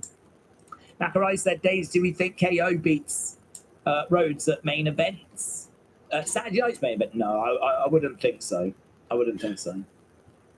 Hannah said, do you remember when Russo mentioned at the time when he was booking every Raw was that he tried to make the next episode be better than the previous? Would you say that would work in WWE now? No, I don't even think it worked then, really, because I think that you just tried to have shocking moments and do things for the sake of doing them, you know? rather than having like a coherent long-term story that we try to stick to now that ebbs and flows. Which, if you do that, will likely mean that your episodes will ebb and flow. Sometimes you'll have some episodes where you do just need to tell a bit of a story or set up new feuds or whatever it might be. I mean, if you've got an episode where things are really paying off and it's like, you know, you've got all these big moments, it's not going to be possible to beat that next time. Like, you might have to have a bit of a reset episode, and I think that's okay, because I don't think wrestling fans are so fickle whereby they'll watch a bad episode and then they're done. I think if you're a WWE fan, you've seen plenty of bad episodes, but actually over the space of a month, of a quarter, over a year, over 2 years, there's way more that you like that's kept you engaged, you know? I think if you are someone where a bad episode's going to drive you away, I just think you're going to struggle with a lot of entertainment. I mean, there's plenty of TV shows that have bad episodes, and there's plenty of musicians that put out a bad album. So I think people are more resilient than we give them credit for. So no, I don't know that is the right approach. Trying to, you know, it's good. It's a good thing to say. I want to try and make the shows better every week. Like, I mean, that's respectable. That actually, in practice, I don't know that it is. I don't know that you can execute that. I don't know that is something that you can actually achieve. Not without it seeming like nonsensical to the bigger picture, you know. So yeah, no, I'm quite happy with what we do, to be honest. But yeah, for me, not a brilliant show, not a disaster either, though. Definitely moments in here. I like the Kevin interview. I like the fact that DIY have got the titles back. I like the fact that Bianca Piper was a good match. We've had someone qualify in the first round of US title. Not the person I was looking for, but you know, fine. It is what it is. We got, you know, we've took some progress there. We have Bloodline messing up a few people, making a statement. Maybe not the way I would have dealt with them, to be honest. Coming out of Survivor Series, I definitely think people were hoping for a bigger show than what we got. But, well, you know, it's okay. And actually, we've got NXT tomorrow, so we can very quickly move on. We haven't got to dwell on this for the whole weekend. We can move on tomorrow and get our teeth into NXT Deadline. Let's end the poll, shall we? Let's go down. So 48%, 34%, 11%, 4%, good, 96% for that main event match. Maybe I should just watch it. Where does that leave us with the matches? Good, great, great. 2 matches got great scores. Of the 4 matches, 2 did get great. So that's not bad. It's just the main event didn't, unfortunately. Right. Now we get a real show in Rampage. A. Jobson said, "Thank God that overbooked mess is over." Crowd was good, but then again, I am biased because I live in Minnesota, said the Jimmy J. William said, "I would get a sheep costume and I would scream at Days for not saving me." Wow. There's a good chance that'll be in my nightmares tonight. Hannah said, "Days, true, but who would you say is the booker that has a booking strategy that you don't like at all?" I don't know, because I don't know all the different bookers. I mean, in WWE, you had Vince for the longest time, didn't you? I don't watch enough different promotions consistently enough to answer that. So, you know, I mean, I liked a lot of what Vince did, but then there was plenty that I didn't. Triple H, I think, has got a higher success rate, but I certainly don't think he's perfect. We've been quite critical of quite a few of his decisions as well. But the truth is that no one's going to get everything right. I mean, I could book the show, and I'm pretty confident I would look back on some decisions going, what was I thinking when I did that? So even if I was booking the show, I don't think it would be perfect. Because even I would look back at some of my decisions and go, why did I do that? That was stupid. So, you know, it's one of those. I don't know that you're ever going to have a perfect booker. I just don't know that that's even possible. So, yeah, a hard one to answer because, I mean, I just don't watch enough of different promotions to be able to really comment on that. To be perfectly truthful, there's not that many big promotions, is there? If you once you get rid of WWE, get rid of AEW, you know, get rid of TNA. Who are you left with? Like flipping New Japan, Stardom, AAA, and like CMLL, and I don't know. I mean, we're dealing with loads of major promotions, aren't we, in the world? So not one that I think I can give you a great answer on. Spartan said, I hope you have a great day and enjoy the cricket. Same to you as well, buds. Kian said, Days, bring on tomorrow. Lola Vice is going to beat Jada Parker in the underground match. Hopefully this will wind up, will go tomorrow because I won't be able to get back to sleep. But I am excited tomorrow for Lola. Kian, shout out to you. Tomorrow should be good. Iron Survivor Challenge matches. Underground match. Obviously, championship match between Trick and Ridge. I don't think Ridge is going to win it. I think Trick's going to win, but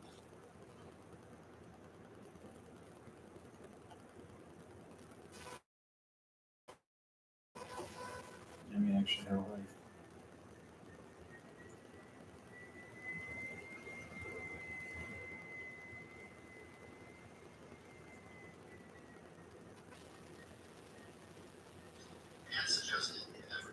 should be interested as well. What if Penta shows? In fact, someone walked into the room that got us going down at Deadline. We just don't know what or who. So, yeah, definitely a show that even if you've got a passing interest in NXT, I would recommend that you tune in for. So. Right, with that being said, let's run away because I've got Unseens to do, which will be delayed tonight because I'm a little bit behind, to be honest. So, but I'll get that done as soon as I can. And yeah, we haven't got long to wait, and we will be back again tomorrow. So thanks a lot for watching. Appreciate the support. I'll see you again next time. Bye for now.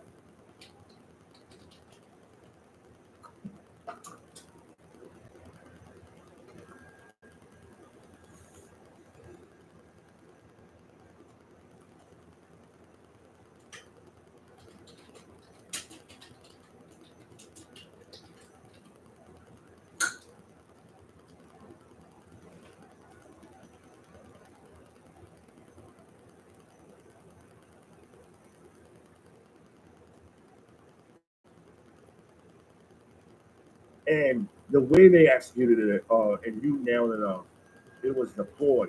They sold us on he's not with it, he's shoving Ciampa and everything, and then the next thing you know, bang, low blow, and then ha ha ha, tag in 1, 2, 3. Yeah, perfect. Well played. Yeah, overall, super show tonight. Good. It went fast, dude. Like the fact that it's 10:15, we're 12 minutes into this Okada Briscoe match, which isn't bad. Because of the Continental Classic, we actually have a couple decent matches on Rampage for once. And this is not bad. Okada looks kind of good tonight, but I will be right back. Keep the chat going, folks.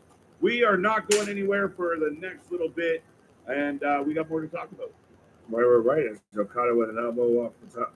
And Okada with an elbow off the top and everything like that. I still don't know if you guys can hear me when it's him in the big screen and me. But as Okada flipping the bird, I don't know if I can do that on YouTube, but yeah. It's still crazy to me. Like this to me, I thought would have been the main event because this is a former Ring of Honor World Champion, a guy who should be one of the faces of your company, Mark Briscoe, with a guy who should be one of the stalwarts of your company, like Kazuchika Okada. For opening Rampage, we're clinging on viewers that are flipping through and know that at least Rampage is going to be on. Froggy Bow! 1, 2. Oh, I could have had it. I thought I could have had it. We're still knowing that wrestling's going on. And it's still interesting that we're stacking now Rampage. Or we now all but know Rampage is going the way of the dinosaur. It's all but going to be ending a certain point in 2025 and everything. Well, 2, roll through, 1, 2 counts all around. But now that we're stacking up, Tombstone. Oh, but can Okada get the cover? This is a match that, like, if we're gonna, honestly, I'll say this, and I know this is your fantasy bookie and talking nonsense and everything like that with this, but as Mark Briscoe, a former Ring of Honor champion, I'd rather see this right now be this on, you know, the final battle of Okada versus Mark Briscoe for the Ring of Honor World Champion than this in the Continental Classic. And I'd certainly rather see it than Chris Jericho versus Matt Cardona. But yeah, I'm so surprised that this is opening the show with this such a great match because I feel like I'm hoping not, but I feel like we've got the potential to go downhill. But yeah. Good match between Briscoe and Okada. Or bling bling like the rappers do. Tony Hayes, I don't know. You will do. I don't know what you're going at. Okada could just pin him right there. He had to sell of being, you know, beaten down and everything. Like that's the thing is this is a good match. This is a great match as we're getting counters to Jay Driller. This to me is a great match. But we're doing it to open a Rampage. This would have been a good match on a Dynamite. This would have been a great Rampage main event. But it opens a Rampage.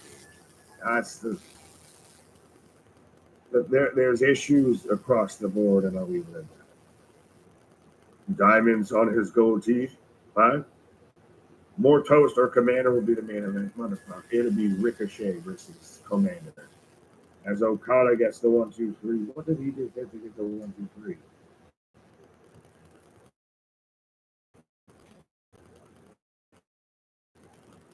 And so they're still announcing him as the Continental Champion and everything. So is he champion until he loses?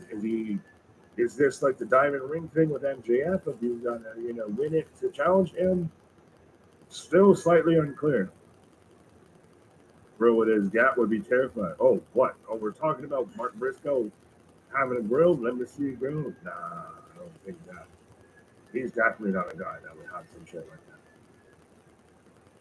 I missed though what Okada hit to get the finish here, but it's a finish thing. A wee bit out of nowhere, a little bit. How many times has Cardona showed up in AEW Ring of Honor for a one-off as Ring of Honor, not having one on their roster to go after the heavyweight title? Willie, to answer your question both ways, no. And I feel we've talked about this, if it's very much to me and more, I don't want to speak for him, a petty ass move of, hey, athlete, you want to sit there and talk about, you know, this, that, and the third when it comes to Ring of Honor and talk about me? Well, we're going to take your biggest mainstream draw and we're going to book him versus Chris Jericho on the Ring of Honor pay-per-view that you were just mentioning about. That's what it feels like to me. It's Tony Petty Khan instead of Tony Khan anymore. And I said it earlier, and I still stand by it. If he's gone full Anakin Skywalker, you were the chosen one. You were supposed to bring balance to the Force, not destroy it. He's turned into everything he initially started off of what he sold us on, that he wasn't going to be what he hated. But I am in commercial break close 100%. So again, if you haven't done so already, let us know what you thought about Friday Night SmackDown. 100%. Be a friend, tell a friend. Ooh, I see 70 people kicking it with us still. Let's see if we can get back up to them triple digits. We got Friday Night Rampage going on right now. Love it while it's still there, and we'll be back at it like Jackrabbit tomorrow for NXT Deadline. I so want Mark Briscoe to be WWE US champ. I really wish, and that's really fucking sad. I just thought about all of that. Imagine right now if the Briscoes coulda, shoulda, woulda been signed by WWE. Like if Jay was still there, and we could have had the Briscoes, Gorillas of Destiny, Motor City Machine Guns, all in the WWE tag team division. Hell, heck, no Fury. Like, goddamn. His first mistake was making the elite. There's multiple mistakes in multiple ways that make can be fixed. I feel like we've broken down this at length and everything. But I mean, if you want to see us do a whole video, and you can't call us AW haters if you do it, but let us know in the comments when the stream's done and everything. just like the G list instead of the tier list. But let us know if you want to see us do explaining how we would fix the issues with AW because they seem aplenty and they seem, again, to me, it's a bit of, and it's not, no one wants to see AW fail. AW is essential to the ecosystem that is pro wrestling right now. That's why we all want to see it survive and prosper and everything. But they are fighting fires on multiple avenues at the same time. They are facing so many fires, they don't know how to put them out. They're like Troy coming back with the pizza and having, seeing the apartments on fire and all that.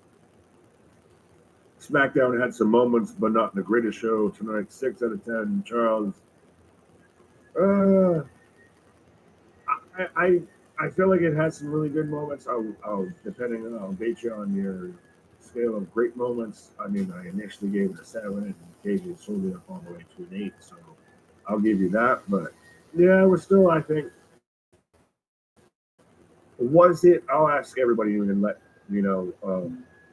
Was it the show of the week? Like, what was between? Okay, you came in perfect time. Of I was about to put into how thank God KJ's not here. As Chris Jericho's out here on commentary. You came back.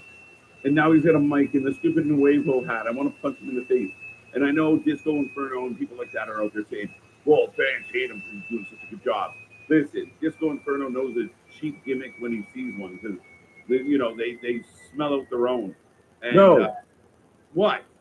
No, I know. I was going to just say, hey, Disco, they're booing him because he sucks. They boo you. They dislike you because you suck. Hey, Russo, they dislike you because you suck too. That's what it is. That's it. Oh, no, it's not because you've done in good heat. It's because you fucking suck. Because you suck. Yeah. You eat hot dogs the long way. What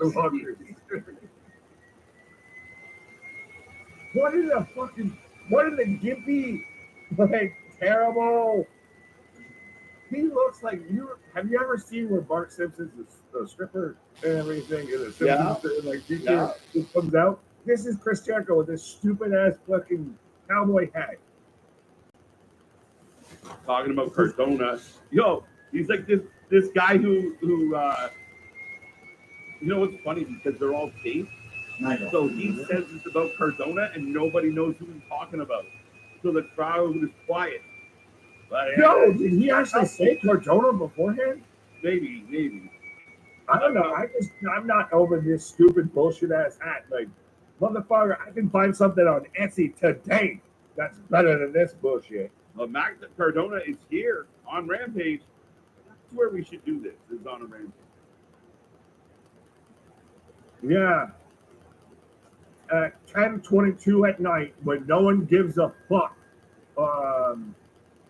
Yo, how do you feel about the fact that AEW programming 3 shows and it was slightly over 600,000 viewers? I mean, that's scary. Yeah, when we could do, I don't know, however many hours of content, I feel like we're starting to get in that range a little bit. But and I digest, but it's still funny of some people are going at Bischoff of Bischoff shows up on NXT and they do the lowest rating of recency, and he's like still beat AEW. Yeah, I'm putting a poll up in the chat. I mean, would Russo? Here's a question for you, Nick, and I can't wait to hear you answer this. But Jericho and Matt Cardona are going back and forth right now. About to get me in trouble with a lot of people. But yeah, Vince Russo. Could it be any worse than what we're getting booked now? I mean, are you asking if there's a bottom floor to the bottom floor? Yeah, is there a fucking... Is there a lesser floor? I have not reached the bottom. Let's see, we digging. Is there a rock bottom past rock bottom? Could he be one of those of it's just so chaotic that it somehow sparks it at least? It might be one of those of like it's there for a minute, it blows the fuck out. You might get a month of something halfway decent and then it burns the fuck out on the other end. Yeah. Right. I hate his fucking. I don't know if I hate Chris Jericho more or if I hate his hat more. Like, fucking, I want to stomp it out. Just get rid of this shit. He looks so stupid. I hate it. And again, when you have Jericho on TV looking like an asshole with that stupid hat on, and then you transition to that cheesy Bandito vignette, I thought they were part of the learning tree. It was like you transition from a dumbass with a cowboy hat to two guys acting like dumbasses with cowboy hats. Oh, by the way, Bandito. You're like, what? No, but you see, it is what I think is more offensive is you see all the talent around this that is wasted. It's like you looking at a dumpster pile and you're like, that's still a good M64. That's still a good 50-inch TV. Like, you're seeing shit that's getting thrown into the pile here of Matt Cardona, Brian Keith, what have you. Meanwhile, you've got Gimp with the Lip Jericho with his fucking whips and chains, fucking cowboy hat and everything. You know. Bandito. What did I say? I don't know. Apparently it was that me. And you mean Nick Bay? Oh, because everyone's saying of how I'm Bandito. Oh, Just without the match. there you go. Spoiler I read alert. that wrong. That's you will never know my secret identity. We're back in the That's why you never desert. see me on Wednesdays when Bandito wrestles. The man in the mask. That's right. What the?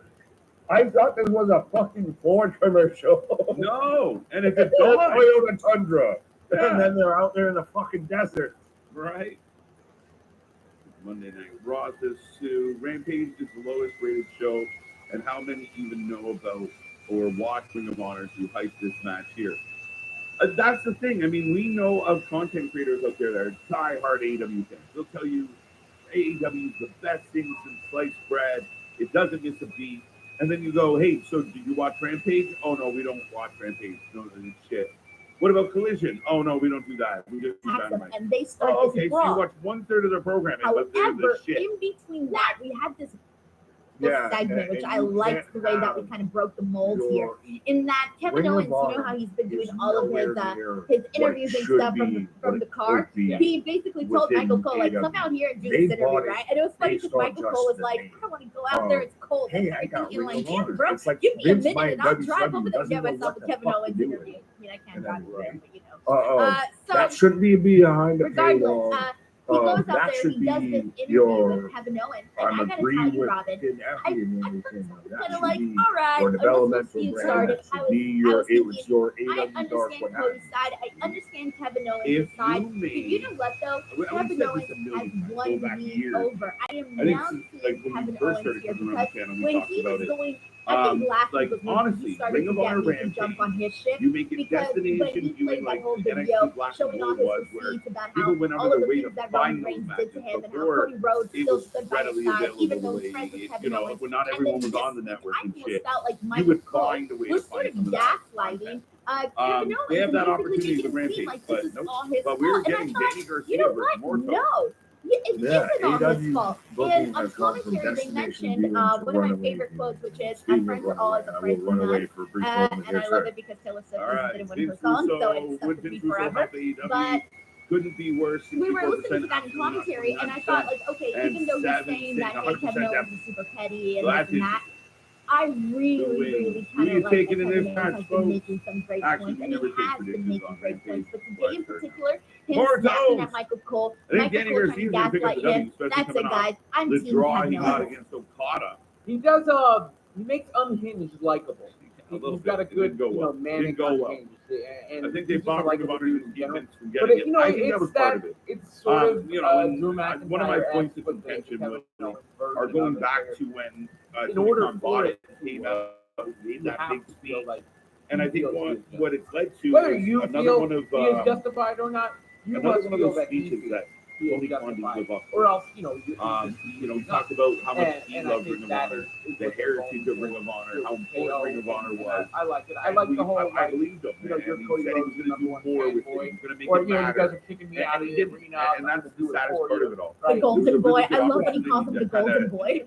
let here the in brand, car. like So I even mean, if you would I have think that given echoes the somebody with sentiment that a lot of experience or people somebody that might had, have you know, too, a so, delirious or, yeah, the you know, character is try and working pull in for some of the Kevin other Owens. guys Building up nicely. and just let them run it. Don't even Conversation is touch it. massive. Just let They're them gonna have- do it. What You had I an opportunity to have something really most unique and intrigued drop though the ball. is Danny what happens Garcia with after Tony that. D'Angelo, You know, would like, have been fire. I'm assuming Oh, Cody with, Rhodes wins that. I'm assuming. Yeah, I mean, I again, feel like it's gotta only As a because little, the title's on the mousy, line, and yeah. I think Cody Rhodes a to little lose. But I don't know. Like you're side right. Something does have to faction, happen not because bad, not Kevin bad. Owens, even though he's gonna lose in the sense that he's gonna lose the Bartels match, kicking the shit out of he's Danny, not by the gonna way. win the title. I have a Danny feeling he's gonna Garcia win, got that but like one. in a different way. Lola Hurt. Yeah, well, I don't know. otherwise you're kind I of crushed. Like you're doing all this, Garcia has him. right? Really? And that I think would He's be doing that. Good.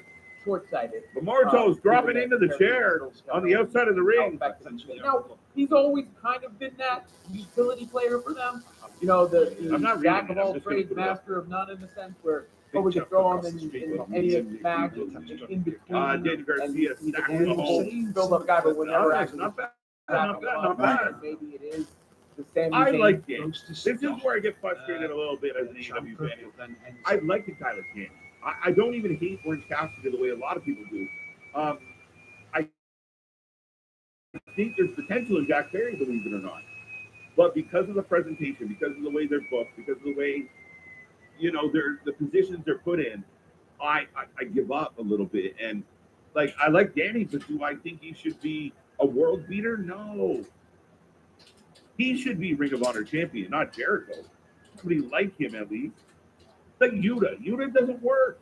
Yuta running around like a badass is not visually working. It's not conceptually working and connecting with the fans. I think she wears all the pads. Different times. I'm pretty sure she does. That wrestling style. I am in fact on that good, 100%, my guy. You put those mushrooms on your pizza again. Yeah, exactly. Getting that Alice in Wonderland vibe. Bill Super Bowl. Now, speaking of being on the good. Whoopsie. Layla Hurd, there you go. Danny and Ring of Honor champion. Yeah, I mean, again, let's be real about it. Danny has again, I don't think Danny's terrible. A passionate promo, such a good promo. I like when Danny and 2.0 showed up in AWS first. Remember when they were just like, even though they were kind of little guys, they were bullying a lot of shit, they were just fucking with Eddie Kingston and catering and dumping his shit on him. That's, I mean, there's a role for that. As charming, quick, and heels work so well. And I don't even mind them as a BBT. Like, I think there's talent there. That's why the Ring of Honor is interesting. They're doing a really strong rampage, highlighting guys in Danny, and Yuta, and some of these underutilized. Maybe like a Tony Nese a little bit. I don't know. I mean, even the Martins and such, because you don't take them seriously. Look what they did with that Battle Royal on Wednesday. It's a fucking mess. Why are new champions in the tournament for another championship? It bothers me, Nick. Nick on breaks during my stick. Pause. But it drives me nuts. Like, what you want to see for Danny right now is a direction. Like, Danny's going to, you know, Jack Perry wants his belt back. They're going to continue that angle. Fine. We saw a lot of that, you know, broke some of the stuff with that community Survivor Series. Or, you know, so-and-so should step up. They want to be. And see Danny the deal that he can go with and get over as a babyface. Get a W.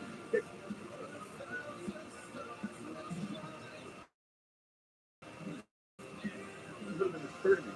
The first tournament match he gets is Okada, the Continental Champion match currently. And they go to a draw, a little lackluster. It doesn't give you that something to fight into booking. Like it just leaves you kind of flat.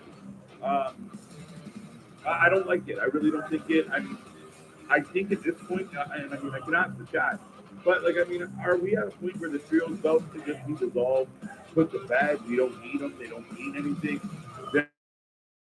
And they don't get defended. There's no division. There's no angle. What is the point of the trios belt? AKA Moonshine. Let's go. Honestly, the only way you could watch NXT was a subscription service, but all their titles were defended on Raw or SmackDown. What makes you want to subscribe? And that's another thing, right? If the champions, a lot of the champions, are always on Dynamite or AEW programming, and they never show up on the Thursday taping for Ring of Honor, or rarely do, is it worth it? Again, you can watch their championship matches as part of the pay-per-view or on a Dynamite. And you got a really good point there, Liz. Exactly. I agree with Nick. Yeah, exactly, Tony. As we are back to the action, Mortos down. Garcia firing up. Private Party on the belt for nothing. Put the belt on the outside. Back. And you know what they do with the Private Party that kind of, it sucks for them. That leading into the Private Party meeting the box, they gave us some vignettes, they kind of sold us on Private Party, their history. So you get that impression like, okay, you're selling us on them, they're going to become champs, they do become champs, and you made us feel like this was going to continue, and it disappears. No angle, nothing to offer to keep you excited about Private Party, or even if you're a doubter of Private Party, you can find a way to convince you of Private Party. But they just dropped the ball on it completely. As Danny gets the 2 count, but that's the thing.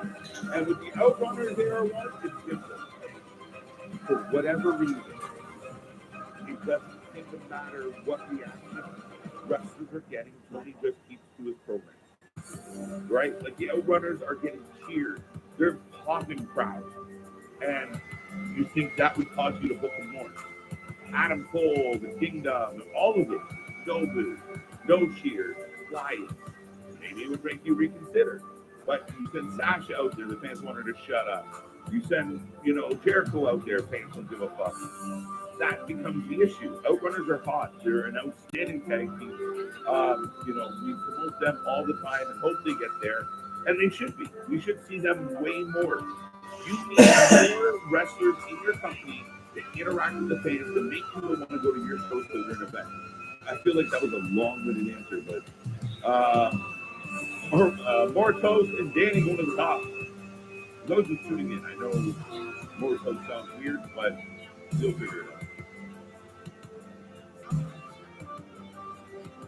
Give up Runners, Ring of Honor tag titles, and have the world and another pay-per-view. The Ring of Honor AEW collaboration, champ versus champ. Oh, big superplex. Danny on to Mortos. Mortos kicked out last second.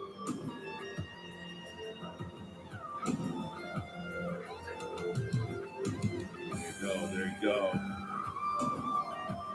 Ever since Garcia signed with AEW, he hasn't appeared in his hometown where he cut his teeth. As an Iron Sheik says, Tui on him.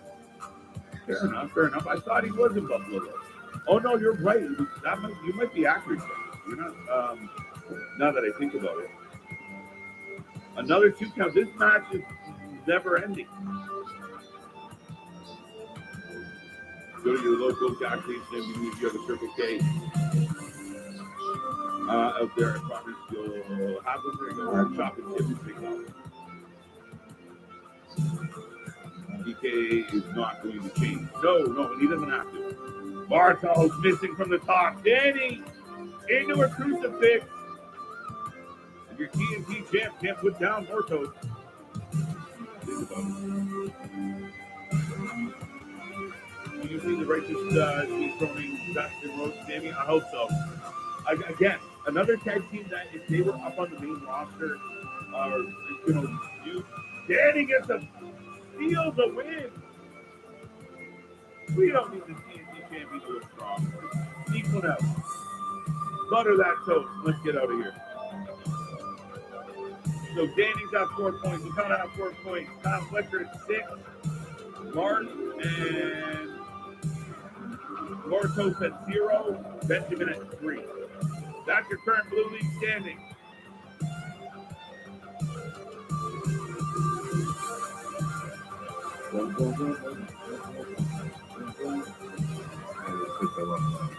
Yes, brought to you by Blue Chew, the Blue League standings, 100%. Get Right. those standings up, get those ratings up, You're get those seeing views up. You're saying Blue Chew, Like Danny, I right? You say you're pitching Blue Chew, and Danny's out here humping the air at the exact same time. What place is it? exactly, Blue Chew. When you're on that, you can be like good old Uncle Shannon Sharp. 100% of just make sure your phone calls. Right. So Mark Briscoe's like Danny Garcia tomorrow. Does Mark Briscoe take back-to-back out, night after night? That's heartbreaking, bro. So Well, we'll that's win. why I said this when you were on your plus and everything. I thought the match that he started the show off with should have been the main event. You got Mark Briscoe, a former Ring of Honor champion, taking on Kazuchika Okada, former New Japan champion. Like, I would almost rather have that be the Ring of Honor title match than Jericho Okada or Jericho Cardona, which Jericho let out of the bag before it happened. But yeah. No, you're not wrong at all. And I'm just noticing. Oh, no right introductions, straight jobber entrances for all the women. for all the women, and you just Not some, all of them.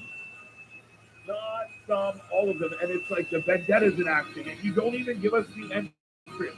Where's Anthony? I know Anthony's having a bad night. There's another reason upset him. He's already turned off the stream. He's already turned off the shows. He's just sitting there, just in a corner, just shaking. That's it. Naomi will win. Naomi will win. It's a matter of time before Connor looks tomorrow.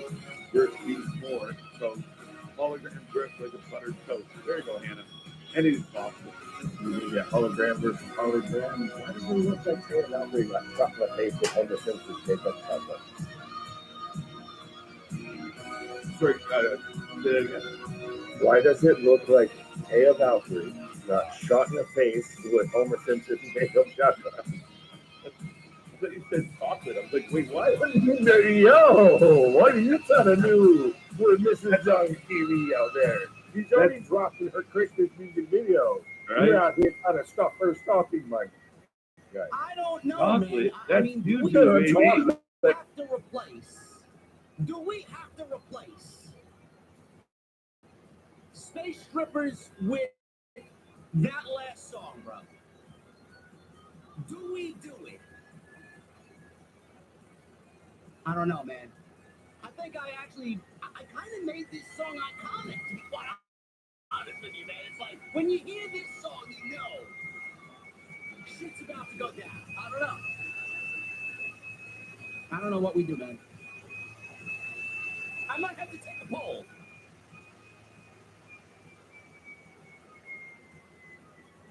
SmackDown! We got some trades! We got some trades on the horizon. Brand split! They want to pretend like there's still a brand split, but then they want to show Chad Gable and Carmelo Hayes and Gunther on Friday Night SmackDown. I don't know what's going on here, man. What are we doing? Cody Rhodes. He went one-on-one with Chad Gable tonight. Kevin Owens. I don't know, man. I'm pretty excited for Saturday night's main event. It's going to be a banger next weekend.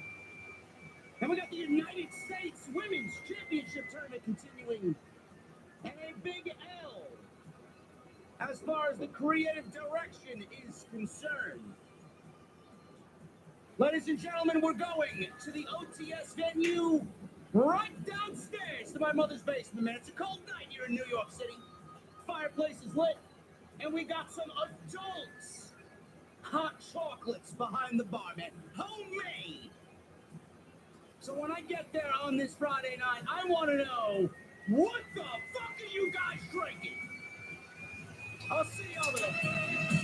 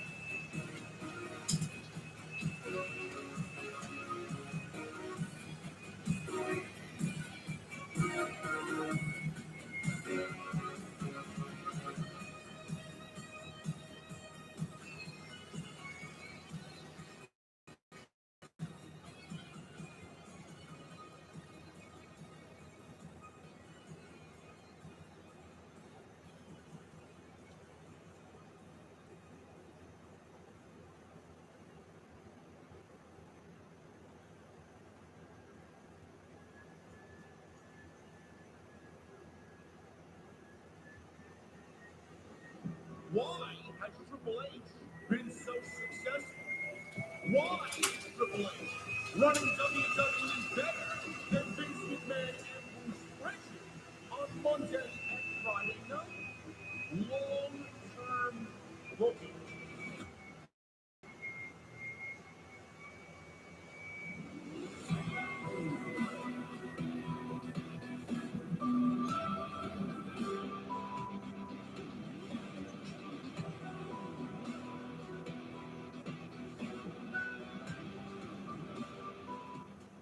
What is going on, guys? Thank you so very much for joining me right here on Off the Script. This is your Friday Night SmackDown post show for December 6th, 2024. I am your host, JD from New York, as always, coming to you live from the OTS venue inside my mother's basement on this very cold New York Friday night. Thank you very much for joining me wherever you may be tonight. 7 days from now, man, we got Saturday night's main event. We got some major news happening in and around Long Island, New York next Saturday. Some major surprises, some legends showing up. And we got one of the final pushes for Cody Rhodes and Kevin Owens. Next weekend on the island, WWE Championship on the line in the main event. And it's going to be a bang.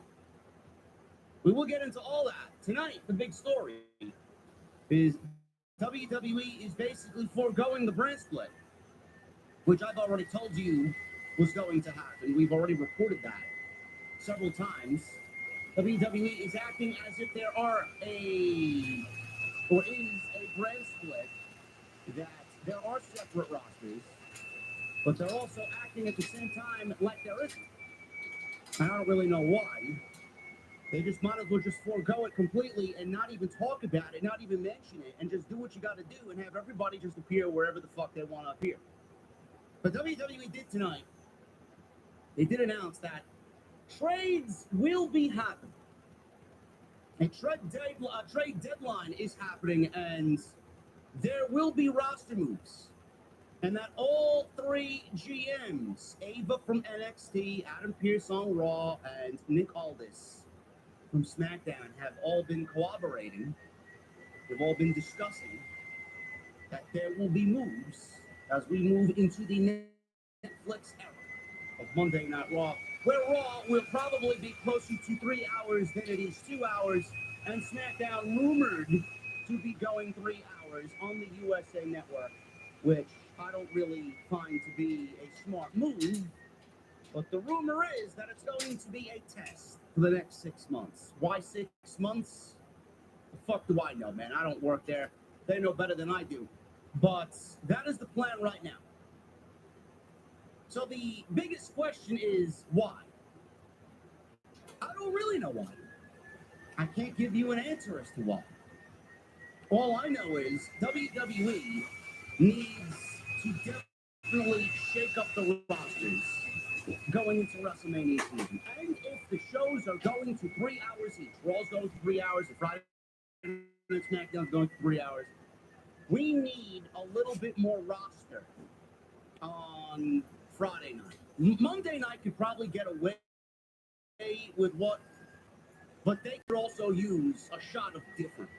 They need some new life. They need something to differentiate itself from what we've been given, especially if you're going to a new network or a new streaming platform. It's a new era of Monday Night Raw. You don't want to go previous home. You want to enter your new home and you want to buy new furniture.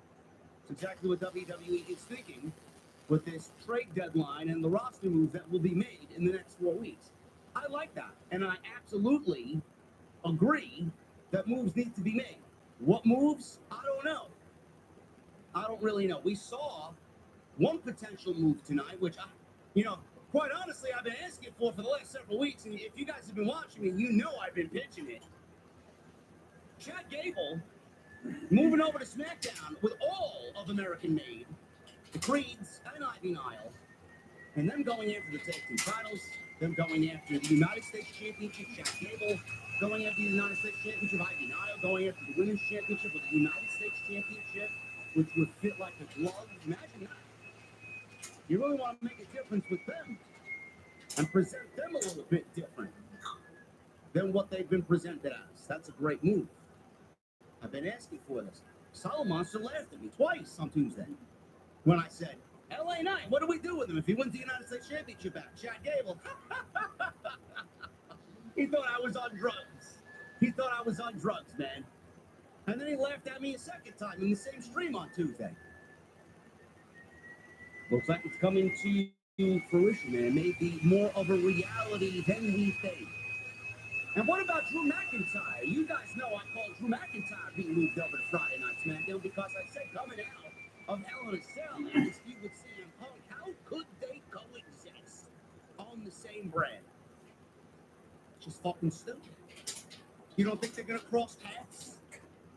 Like, why wouldn't Drew McIntyre randomly just go after CM Punk? Man, you think all because he lost the Hell in a Cell match that he's not gonna want to go after CM Punk? So maybe we move Drew McIntyre over to Friday Night SmackDown. I like it. Maybe we get all the champions moving from Raw to SmackDown and then SmackDown to Raw. We could have a whole flip-flop. We could have Cody on Monday night. Gunther was shown.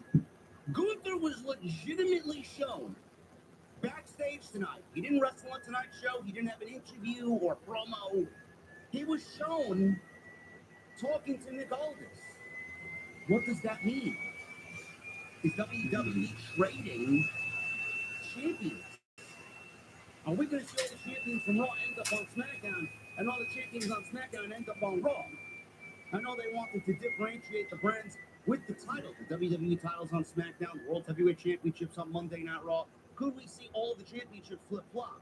It would be a little silly if we see, the WWE champion on Monday Night Raw, and it's been a SmackDown championship for a very long time, and then the World Heavyweight Champion on SmackDown, and then nothing else changes. Maybe that's what they're doing. But then it doesn't cohesively go together with all the other championships. All the other championships are similar looking. All the other championships have similar names. Can't just do one and not the others. Could we be looking at WWE flip-flopping all the champions? I don't know. Intercontinental Championship on Friday Night SmackDown and the United States Championship on Monday night. It's going to be a very interesting situation to follow, but trades are happening. Drew McIntyre to SmackDown, I thought would be a great move. Chad Gable and all of American Made moving over to SmackDown, I think that's a great move. Maybe we see Carmelo Hayes move over to Monday Night Raw. Monday Night Mellow sounds pretty fucking good to me, man. It's got a nice ring to it. LA Knight potentially moving over to Monday Night Raw. I could see him on Netflix. So we'll see what happens there. NXT is going to be part of this move as well. I could absolutely see Trick Williams lose the NXT Championship to Rich Holland on Saturday night for NXT Deadline. I will not be covering it. That's happening in Minneapolis. He could absolutely lose that championship. He could get called up. I could see him getting called up anyway in the next 6 months, so why not just do it now? We also have Roxanne Perez. She's about due to get called up. She would fit like a glove on either Raw or SmackDown. I could see Sol Ruka get called up, or Jade get called up. WWE's got a lot of young, ready talent ready for the main roster. So who knows what moves are going to be made with this trade deadline. Roster moves will be made from Raw to SmackDown, SmackDown to Raw, NXT to both Raw and SmackDown. So it's going to be a very interesting situation to follow, but I'm glad that they're doing it. One of the other reasons why they are doing it and why we're seeing this now is because we're back to both shows being on separate entities. Raw's going to be on Netflix and SmackDown's going to be on USA Network. Right now, both shows are coexisting on the USA Network because Monday Night needed a home in the short term before they make the full transition to Netflix. So right now, the brand split doesn't even really matter because they're both on the same network. So when they move Monday Night Raw to Netflix and SmackDown stays on the USA Network, not only are they going to 3 hours, but they're going to be on separate networks. And both networks are going to want different rosters. Netflix is obviously going to want a better roster because Monday Night Raw is now the flagship show once again, where SmackDown was the flagship show for the last 5 years being on Fox, which was more notable than the USA Network. But now the tides have switched back to what it used to be. Monday night is now the A show, and Netflix is going to want everybody and anybody on that show because they're paying premium plus price for the WWE product. And they're going to want their own roster, they're going to want their own stars, and they're not going to want to share with SmackDown. So as long as the top stars are appearing on Netflix, I think everything would be okay. So they're going to need to figure out who's going to be where to make both networks, both partners happy. So I could also see that coming into play as well. So I like this move, not because of the internal politics and the network politics and all this other bullshit. I like the move because if they're both going for 3 hours, if Raw and SmackDown are going for 3 hours, then we're going to need to bolster the roster and add a little bit more than what we're getting right now. Because both shows are at 2 hours and you're not really getting a whole lot. You're not really maximizing the roster, but when they move to 3 hours, you will be. So again, it's going to be a very interesting situation to follow and exciting because we don't know what these moves are going to be. We don't know who's going to get called up. We don't know exactly when these trades are going to happen. It could happen in any moment. So I like the unpredictability of it. I like the frenetic, chaotic feel to it. So that's exactly what's happening right now in the land of WWE. That was the biggest story coming out of SmackDown. Other than that, there wasn't really any other major storyline implications. Saturday night's main event is already set. I think they're going to stick to 4 matches. I heard a rumor today that there was going to be a 5th match added via WrestleVotes. But I don't know if adding a 5th match on a 2-hour show is going to be the way to go. I think if you add a 5th match, it's going to take time away from what you've already got planned. So I think keep it at a 4-match minimum and then worry about booking the rest of the year out until Monday Night Raw and set that show up, which Triple H is already claiming will be like a WrestleMania vibe. They're going about it in a very WrestleMania-like way. So we'll talk about that. We'll get all the Saturday night's main event rumors out there. And we have the Women's United States Championship tournament continuing tonight. The last of the quarterfinal matches. We had Naomi, Tiffany Stratton, hometown favorite tonight as they were in Minneapolis, and Elektra Lopez. Kind of an L creative move by WWE. I wasn't really expecting Tiffany Stratton to go over, but it does open up the possibility now to Naomi growing some jealousy and feeling resentment towards her friends Bianca and Bayley. They just get angry that she's kind of fallen short of the last 12 months. Maybe she is the one who attacked Jade Cargill and took her out because she needs something to happen and she's just finished. She's done playing Miss Nicely. So we'll talk about that. We had Bianca Belair and Piper Niven in a very good women's match tonight. And Cody Rhodes went one-on-one with Chad Gable from Monday Night Raw, as well as Kevin Owens having a sit-down interview with Michael Cole inside his rental car, which was great. Loved it. Setting the table for Saturday night's main event. We got a lot to get into tonight, guys. I appreciate you joining me here on your Friday nights. We got 1,900 and counting still in here. So thank you guys very much for joining me here on the SmackDown Post, live on YouTube and on Twitch. Shout out to my Twitch family. You guys are great. Follow me on social media at JD from NY206, Twitter, Instagram, TikTok, and Cameo. Hit that subscribe button down below and turn on the bell for notifications. We are 400 subscribers away from 164,000 right here on the main channel, man. We are approaching 200,000. Not time to celebrate yet, but I'd love to see we get to 200 very, very quickly. Second channel is doing well. We got uploads planned all weekend. So make sure you guys go over there. We just hit 7,500 on the second channel. Link is down below. If you guys want to go subscribe over there. Some great stuff over there. Social media is where to find me. You guys know where to find me on social media. I am mainly on X. So make sure you please follow me on social media. some ways you could support the show. Number one, hit the thumbs up. 1,000 likes is the goal. Always helps out in the YouTube algorithm. Secondly, you can leave me a comment down below if you guys are watching me after the fact and you didn't catch the stream live. Leave a comment down below. It could be anything. Let me know what you thought of SmackDown.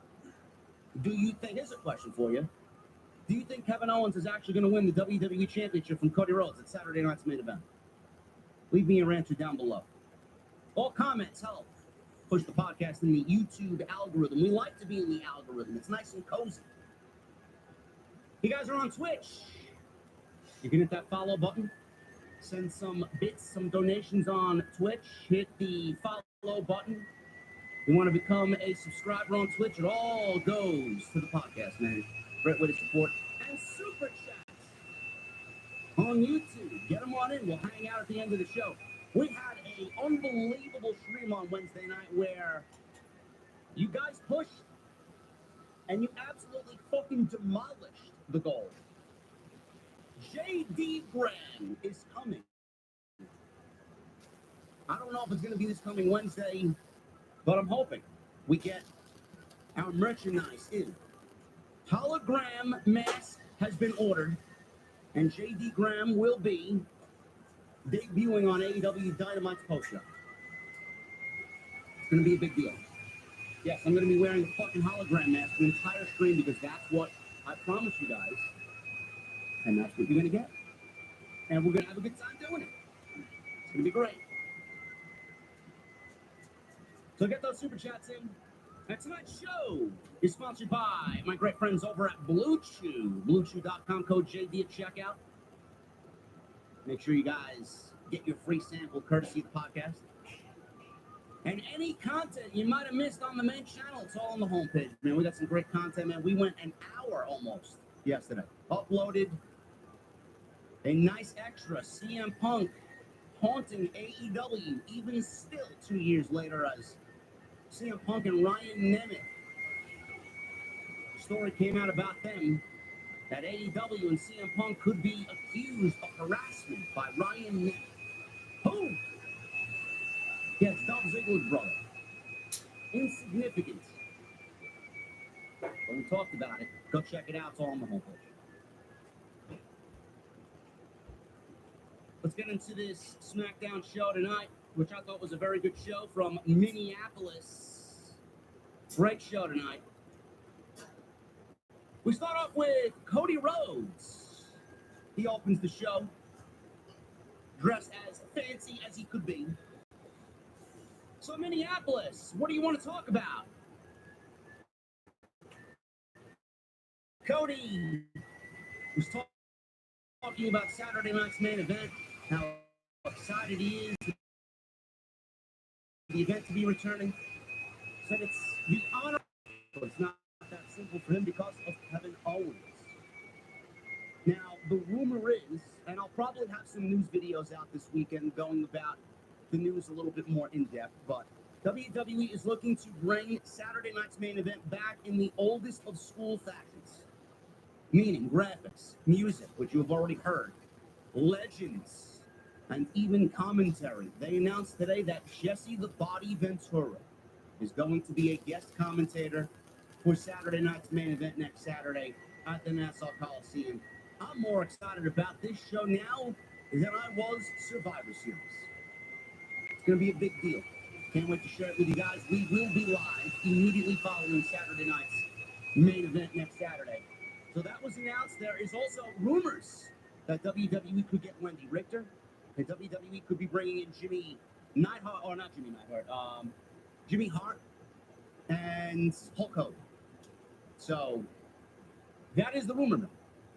But we'll see what happens with that. But they are looking to make a big deal out of Saturday night's main event, and they've already announced the next Saturday night's main event, January 25th, which will be now that I'm thinking about it. We just announced a House of Glory show on January 25th. Oh my God, man! They just announced a Saturday night's main event this week in San Antonio, Texas. We got that happening 1 week before the Royal Rumble. So they're going big for the next 6 to 8 weeks, man. It's going to be a big deal. I did not forget Jesse Ventura. I just mentioned Jesse Ventura. There's Troy Starman in the chat. Have a hearing problem. I just literally mentioned Jesse Ventura. Just literally mentioned Jesse Ventura about 3 minutes ago. This is why I don't even bother looking at the chat half the fucking time I'm in. Oh, but what about that? I just mentioned that. Oh, what about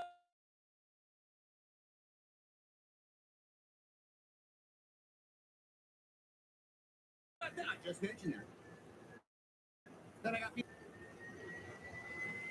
I don't get. I got my notes right here. Fucking Christ. Anyway, Chad Gable's music hit, and Gable made his entrance, and he was out there with American Made. Gable spoke from the aisleway, called himself the greatest athlete to ever come out of Minnesota. Obviously, crowd mixed reaction because he is a hometown guy, but he's also a heel. Don't want to give him the satisfaction. Gable said there's a transfer window, and Gable and his crew may come to Friday Night SmackDown permanently. Right. I've been calling for this for the last couple of weeks, so I'm glad to see this potentially become a reality. Gable then called everybody in the crowd simple-minded and gullible. And then entered the ring. The crowd in Minneapolis were chanting, "You suck, you suck." Gable said Cody was once the beacon for what Gable wanted to be. Unmatched work ethic, dressing the part. Gable said that's easy, but what's not easy is being a good friend. And Cody has not been a good friend to Kevin Owens. Remember, Kevin Owens is right. Kevin Owens has been correct. All the time that we've been seeing this play out on television, Kevin Owens is right. Will he be right enough to win the WWE Championship? Gable said Cody isn't who he thought he was. Gable called Cody superficial because all Cody cares about is what everyone thinks about Cody Rhodes. Gable mentioned how Cody went so far as to team with the one guy who made Kevin Owens' life a living hell. Gable said whatever Cody has coming to him, Cody deserves it. Cody asked the crowd if they'd be his friend, and the crowd cheered for Cody Rhodes. Cody says he's disappointed that Gable said what he said because he sees a lot of himself in Chad Gable. Cody said Gable has taken things not special and made them special and maximized his minutes. Cody brought up the fact that Chad Gable used to be Shorty G. Crowd promptly started a Shorty G chant, and Gable did not like that because I think Gable would like to put that in the ground and bury it forever. That was awful. You guys remember Shorty G? I wish I did. Cody even realized that when he said it, he knew the crowd was going to chant it, and he kind of tried to dumb the crowd down. And then he brought up the fact that, listen, you were Shorty G, remember me? I was Stardust. So we got a Stardust chant. Cody says he knows all about what Gable is going through, and he said Gable probably thinks he has nothing to lose. But Cody asked Gable what happens when he fails again. Cody referenced losing at WrestleMania 39 and asked Gable about being the leader of American Made. He put over everyone in American Made. Talked about Julius Creed, Brutus Creed, Ivy Nile, all being big superstar potential. Gable cut him off and said, whoa, if I didn't have a suit on, I'd whoop your ass. Cody asked Gable, what did you say? Did you really just say what I heard? Cody asked Gable to talk to Nick Aldis about going one-on-one with him tonight. Cody threw the mic at Gable, and the segment came to a close. WWE has broken their own draft and brand split rules so many times that normally I would be the first person in the community to complain about what's going on. I don't like it. I wish they'd stick to it. I wish they have separate brands and just leave it as is. I do think if they wanted to end the brand split completely, that everything would be great. Everything would be great. Tim was screaming that Gargano's useless. Understand the frustration. Meanwhile, the referee's distracted. Going for skull and bones to put this one away. Gargano, low blow! Wait a minute! A low blow by Gargano! The officials never saw it!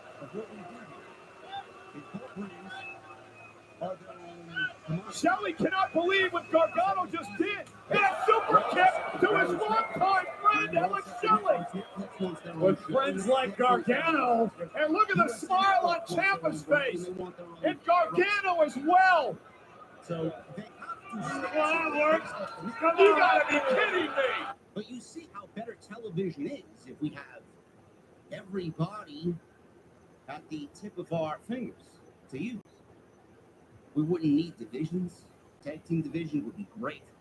The women's division would be fucking unbelievable. The only thing I would keep separate is the World Championships. That's it. I mean, it could work. If you want to keep even the World Championships and the Mid-Card Championship. U.S. title, Intercontinental Championship on their separate brands. It's fine. WWE could do it. They could get away with it. So I'd love if they actually just not even mention it. It's going to WrestleMania season, just all hands on deck. Don't even give a shit about it. Come April or May, do a draft and go back to having separate rosters, whatever the case may be. WWE, they just went about this very lax, didn't even mention it, didn't announce it. This one shows up on the wrong show, that one shows up on the wrong show. It's like a fucking free-for-all, man. It's happened so many times, and I've complained about it so many times that every time I complain about it, it goes nowhere. So WWE is only keeping the brand separate because I'm assuming the networks are going to have a major say in what goes on. And both shows are going for 3 hours, so they're definitely going to need to bolster the rosters, call people up, shuffle people around. Like I said, you don't want to debut on a new network with the same brand you've been showcasing since WrestleMania. You're not going to move into a new home with the same dingy furniture, all scratched up, doesn't match the new home. You're going to go out and get some new furniture, new couch, new TV, new ottoman, new everything. Just start new. That's what it looks like the mindset is in WWE. So like I said on social media, you're going to give me Cody Rhodes and Chad Gable in the main event. I'm not going to say a fucking word about any complaint. I'm not going to complain whatsoever. Because they're two great pro wrestlers. But at the same time, we didn't expect Chad Gable to win. We need American-made to be built a little bit stronger than they have been built. The WWE is going about a brand split without the rules. It's a free-for-all. Backstage, Naomi. She was with Bianca Belair. Belair wished Naomi good luck in her triple threat match. Chelsea Green and Piper Niven walked into frame and started mocking Bianca Belair for looking into who attacked Jade Cargill. Belair wondered if Piper Niven was the one who attacked Cargill, being that nobody saw her the night of the attack. Belair went after Chelsea Green and Niven, but Green and Niven fought back, and Belair was taken out by Piper Niven, and a one-on-one match was made between the two ladies later tonight. And Belair was indeed selling some pain from War Games. What pain? They didn't really do much of anything in the women's War Games match. But I'm glad she's actually selling the effects of War Games. CM Punk came out on Monday and said, well, I came out looking better in War Games than I did Hell in a Cell. Doesn't really bode well for what War Games really is if CM Punk is walking in and walking out scot-free, injury-free. Not really what needed to be said on Monday night, but here we go. Jesse Ventura was shown front row. Michael Cole touted Ventura joining the broadcast team for Saturday night's main event. Jesse Ventura is one of the voices of my childhood, man. He was phenomenal at what he did. Loved his voice. It's going to be interesting to see how he could keep up with the young stars of today and how his voice still sounds now. We don't know if he's going to be doing the whole show. We don't know if he's going to be doing a match. But I would assume it's going to be Michael Cole, Corey Graves, and Jesse Ventura. A three-man booth for Saturday night's main event. Should be really, really fun. He's still got that iconic voice and that sarcasm that we all used to love back in the day, man. If you guys didn't grow up in the 80s and you don't know what I'm talking about, man, go find some old clips of Jesse Ventura doing some commentary with Tony Schiavone, with Vince McMahon. Fucking great. He was so good at what he did. Obviously, my favorite commentary duo of all time is Gorilla Monsoon and Bobby Brain Heenan. But if you're going to go and pick a second best color man in the history of WWE, I'm looking at Jesse the Body, number 2. No doubt about it. Women's United States Championship Tournament. The final quarterfinal match tonight. Tiffany Stratton, Naomi, and Elektra Lopez. Tiffany Stratton, hometown girl here in Minneapolis. Naomi, the fan favorite to advance, and Elektra Lopez, being used as B-Fab, was used in the opening match of this tournament, looking to get some reps in, and hopefully she looked as good as B-Fab did. Now, she did not, but she also did not look bad at all.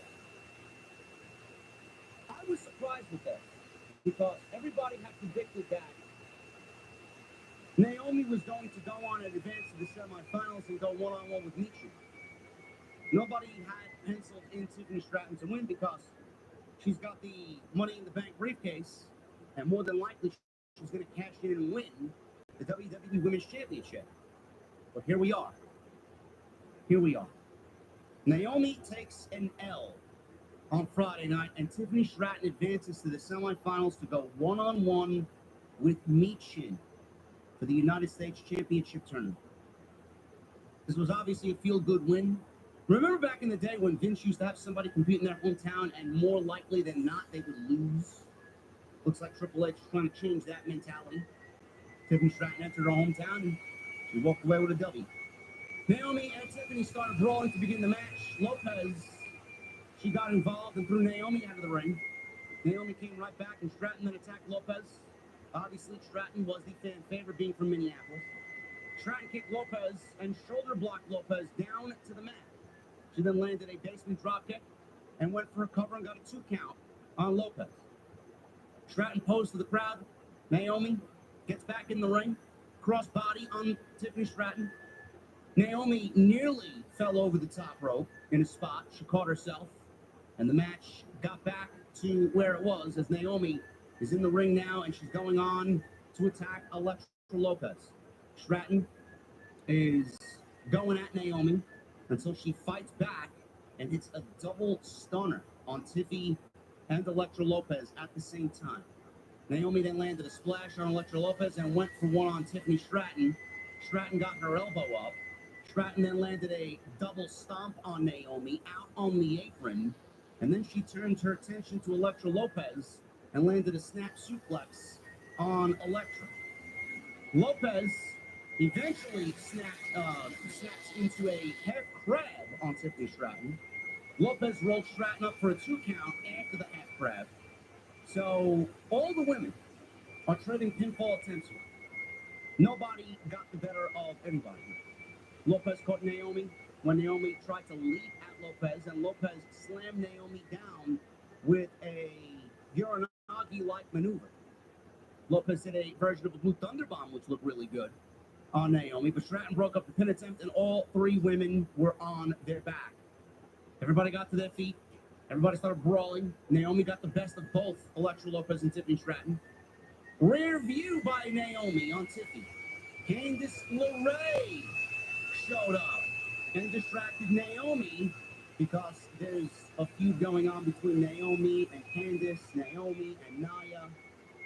Lopez briefly took advantage of this, but Naomi hit a split-legged moonsault on Lopez. Stratton came back and took care of Naomi. She dumped her to the outside, and she goes up top. Now, she positioned Elektra Lopez.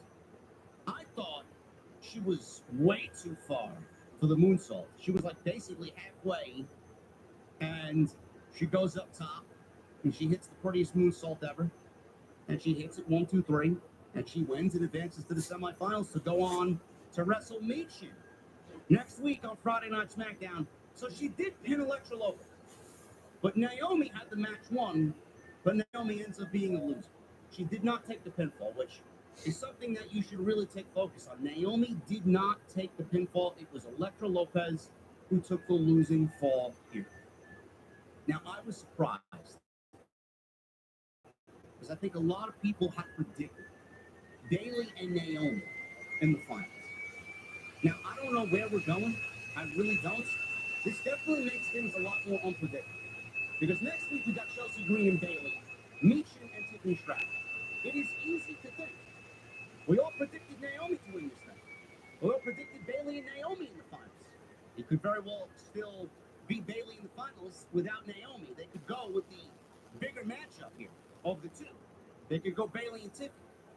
Are they going to go with the bigger matchup here, or are they going to go and do even more unpredictable creative and move on with Michin and Chelsea Green in the final? Because I can absolutely see Chelsea Green and Michin in the final, and I can see Chelsea getting her revenge on Michin to win the United States Championship. You cannot look at it and say, nah, they're not going to do that because Bayley and Tiffany are the biggest stars. Chelsea Green has obviously proven herself to be a commodity, proven herself throughout the year in some great spots. She's been great with her character work. She's gotten herself organically over. I didn't think that they were going to do someone like Chelsea immediately to win the United States Championship. I thought that they would put it on someone like Bayley, have someone bigger establish the title, and then put it on someone like Chelsea Green or Michin or someone lower on the card to build their star power up a little bit with the championship. But it looks like we may be going to a rematch from the dumpster match with Chelsea Green and Michin at Saturday Night's Main Event, which would be great. I have no problem with that. And I think a lot of people are going to be on board if Chelsea is the first ever United States champion. Because why does Tiffany need the United States Championship when she has the Money in the Bank briefcase? She doesn't need that. Which is why I'm kind of surprised that she won. But they're going obviously with the babyface and Michin versus the heel and Tiffany Stratton. So let me know how you guys think it's gonna play out. I'm kind of leaning towards that now, honestly, that I mentioned and now I'm talking about it. I'm leaning towards Chelsea Green and Michin for the finals. So we'll see what happens. I don't know what's happening with Naomi. She lost again. The fact that she lost, it made me think maybe they are really pushing her towards the heel turn. Maybe she is the one who attacked Jade Cargill. Maybe she is going to turn on Bayley. I thought what happened in that match, and we get Bayley versus Naomi in the finals for the United States Championship. But looks like WWE may have other plans for it. So I'm going with Tiffany Stratton and Michin, with Michin getting the victory. I'm going Chelsea and Bayley. I'm going with Chelsea getting the victory. I'm going with a Chelsea and Michin final. Bianca Belair. She wrestled Piper Niven, which was the better of the two women's matches tonight, by far. Before we got that, it was a backstage segment where Montez Ford and Angelo Dawkins were shown laid out. Nick Aldis was there and said they both needed medical attention badly. Nobody knows who. A lot of people are getting attacked backstage in WWE. We got this shit even happening on NXT. So backstage is nowhere you want to be, man. It's not safe at all. Jade Cargill got taken out. Montez Ford and Angelo Dawkins got taken out. Jey Uso got taken out on Monday Night Raw. Eddie Thorne got taken out on NXT this past Tuesday. Who the fuck did that? Who? Yeah, I don't know either. But I watch. I don't give a shit. What I watch puts me to sleep nice and quick, does NXT. God, does that show suck. You know, I still get people telling me, JD, you should move Tuesday Night Titans to Thursday to watch NXT. It's gotten so much better. No, it hasn't. NXT sucks. NXT is not a good show. It's not. So lame. It is so, the writing is so bad. And the main event scene is fucking offensive. They didn't have their women's division, man. My God, I don't even want to know where NXT would be. So who took out the Street Profits? I don't know. Valdez ran into Motor City Machine Guns and told them the Profits got attacked, the match is off. Johnny Gargano, conveniently there, showed up and said if Valdez needs a title match, DIY can step in.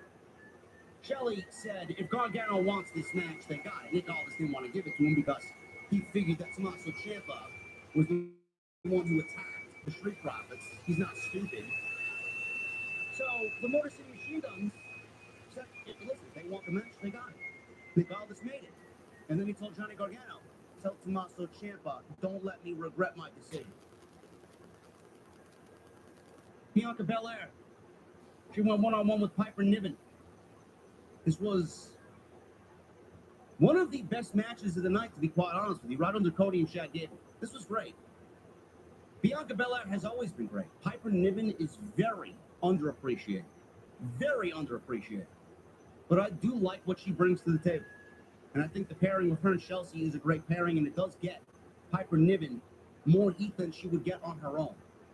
Because Chelsea is so good at what she does. But this was very good.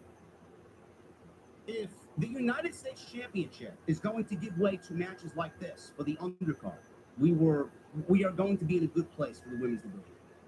Seriously. If this is the type of match that we are going to get when the United States Championship finally hits the scene and we crown a champion, if this is the end result and we get matches like this, we will be in a good place. We just need to build up some more names and get some more notoriety to some of those names, some star power to some of those names, and build everybody up equally. Instead of giving all the opportunities to WWE's usual suspects, instead of WWE going back to their tried and true, the big 4 or 5, they need to continue to build up everybody else under the Biancas and under the Charlottes and under the Beckys and under the Rheas. So hopefully WWE was watching very closely to not only this match, but the fan reaction to this match. This is exactly what we need. This was a very good match. Bianca had control early, and both Bianca and Piper Niven were fighting over Bianca's braid. Niven won the battle, hit a splash on Belair, took advantage. Niven worked over Belair in the corner. She lifted her up for a slam, but Belair countered with a kick to the face. Belair ran the ropes. Green caught Belair's foot, who was on the outside. Niven followed that up with a sidewalk slam. She goes for a cover, she gets a 2 count. And we go into a commercial break. They didn't go to commercial break, at least for the first 30 minutes. I don't know if they promoted the first 30 minutes being commercial free, but this was the first commercial break of the night, 38 minutes in. Shock comes back and Piper Niven out of control. Got to fire up. Piper Niven cut her off with a running senton twice. That was enough to earn a 2 count. Not quite. Niven worked a waist lock, which she then transitioned into a bear hug on Bianca. Belair fought her way out of it, eventually tried to choke out Niven. So Niven shook Belair off and went for a big splash. Belair moved. Belair ran between the corners and smashed Niven's face off the turnbuckles. Belair then went to the top, hits a nice looking crossbody for a close near fall. Belair punched Niven repeatedly, and before long hit a spear for a 2 count. Belair tried to lift Niven up for her finish, but that didn't work for Piper Niven, and Niven countered with a Saito belly-to-back suplex. Piper Niven ran at Belair, and Belair countered with a spinebuster. Belair went for a moonsault, but Niven got her knees up. Niven then went for a cannonball. Belair moved, and Niven tumbled into the corner. Belair then ran at Niven, and Piper caught Belair for a beautiful Piper driver, which almost got the job done, man. Sit out powerbomb looked great. That got a chance of this is awesome. Niven went to the second rope. Belair cut Niven off. Chelsea Green all of a sudden hops on the ring apron. Belair dragged Chelsea into the ring. Belair then successfully lifted Piper Niven, who was on the second turnbuckle looking for a Piper bomb, or Niven bomb, Vader bomb. She picks Niven up off the second rope, carries her middle of the ring in a KOD, and delivers the KOD on Piper Niven, which we've seen a dozen times by now. I mean, it still looks impressive, but it's not like the first time she did it. She delivers the KOD right on top of Chelsea Green. So took both women out at the same time. She goes for a cover. 1, 2, 3, and Bianca Belair wins a very good match for herself and Piper Niven. Great stuff here, and Bianca Belair gets the victory. So, like I said, if this is exactly what we're going to get for the Women's United States Championship when that hits the scene, we will be in a very good place. All we need to do is add a little bit more depth to the SmackDown Women's roster, add a little dose of creativity, get some stories going. We will be good, man.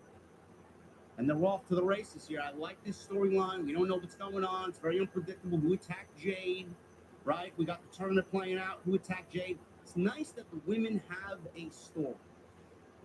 It's more than I can say about Nia Jax holding the Women's Championship hostage, which we should be booking to take that belt off of her and put it on Tiffany Stratton. But story is key. We need to add some solid story to the division. And I like what WWE is doing as of late. They're making it feel a little bit better than it was 3, even 4 months ago. We got a video package on Shinsuke Nakamura winning the United States Championship. And we'll get to Nakamura in a second because we got him coming up in just a little bit. Bianca Belair, after her match, she was shown walking backstage and she ran into Naomi. Naomi, who lost her quarterfinal match against Tiffany Stratton and Elektra Lopez. Belair apologized for Naomi losing.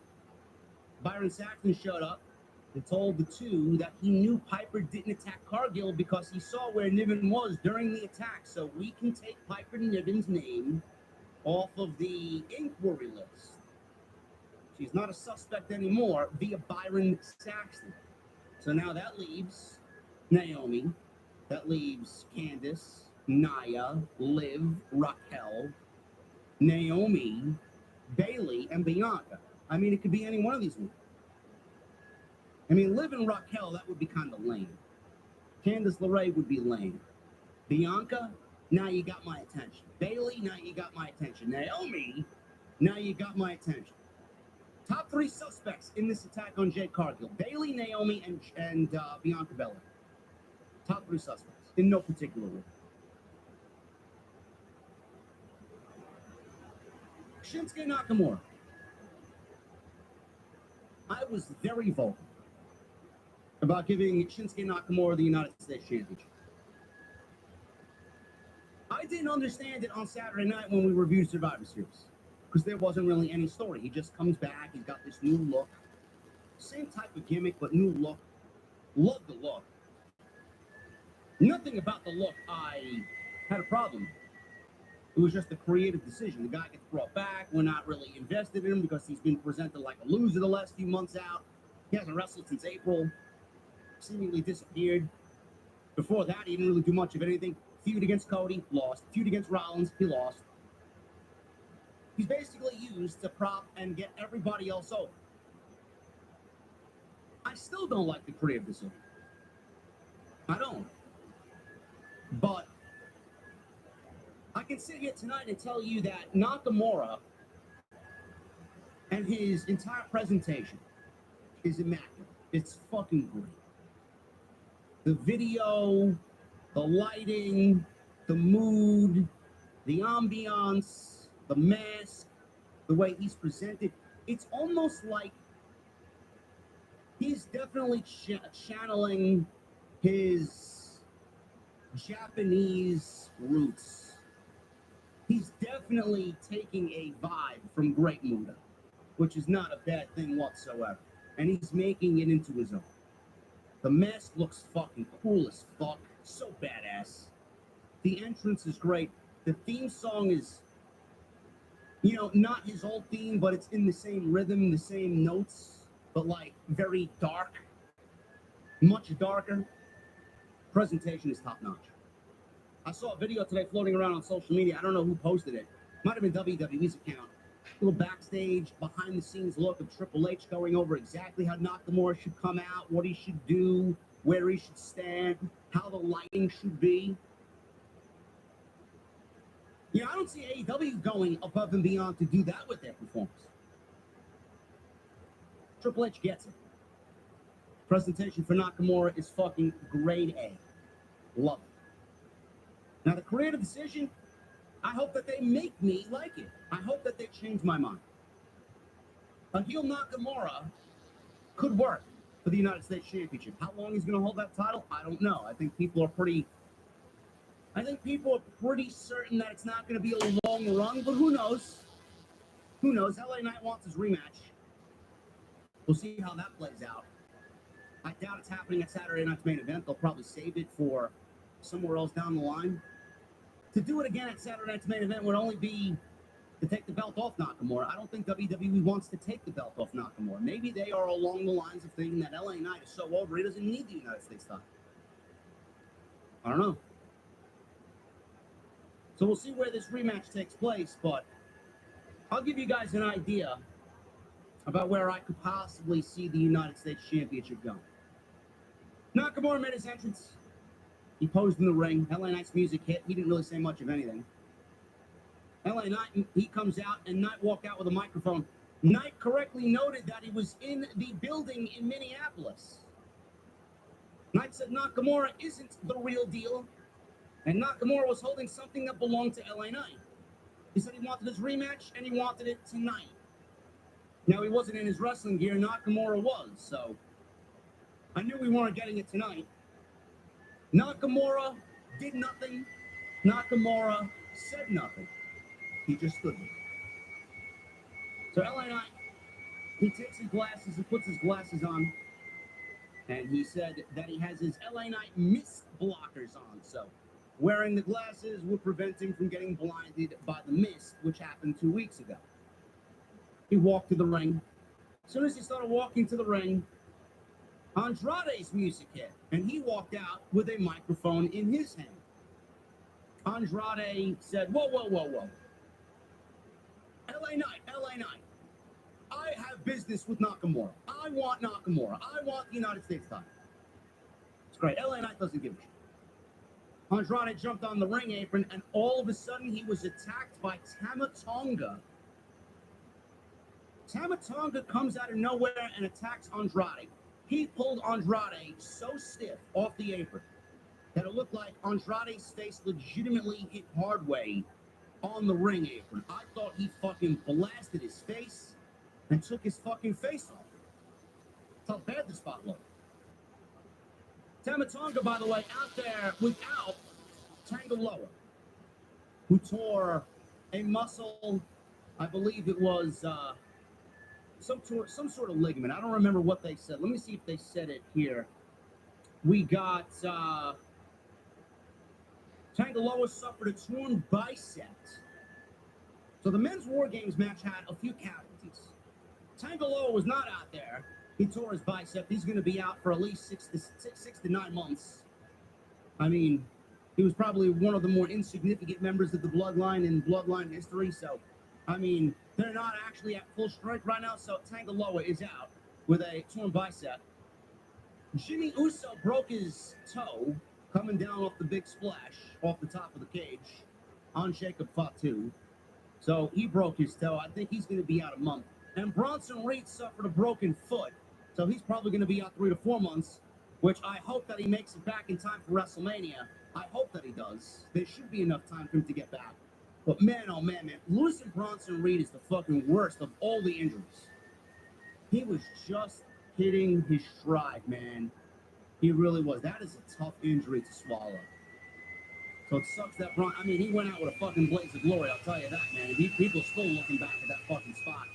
Man, within an inch of his life, Roman Reigns' life was saved by CM Punk.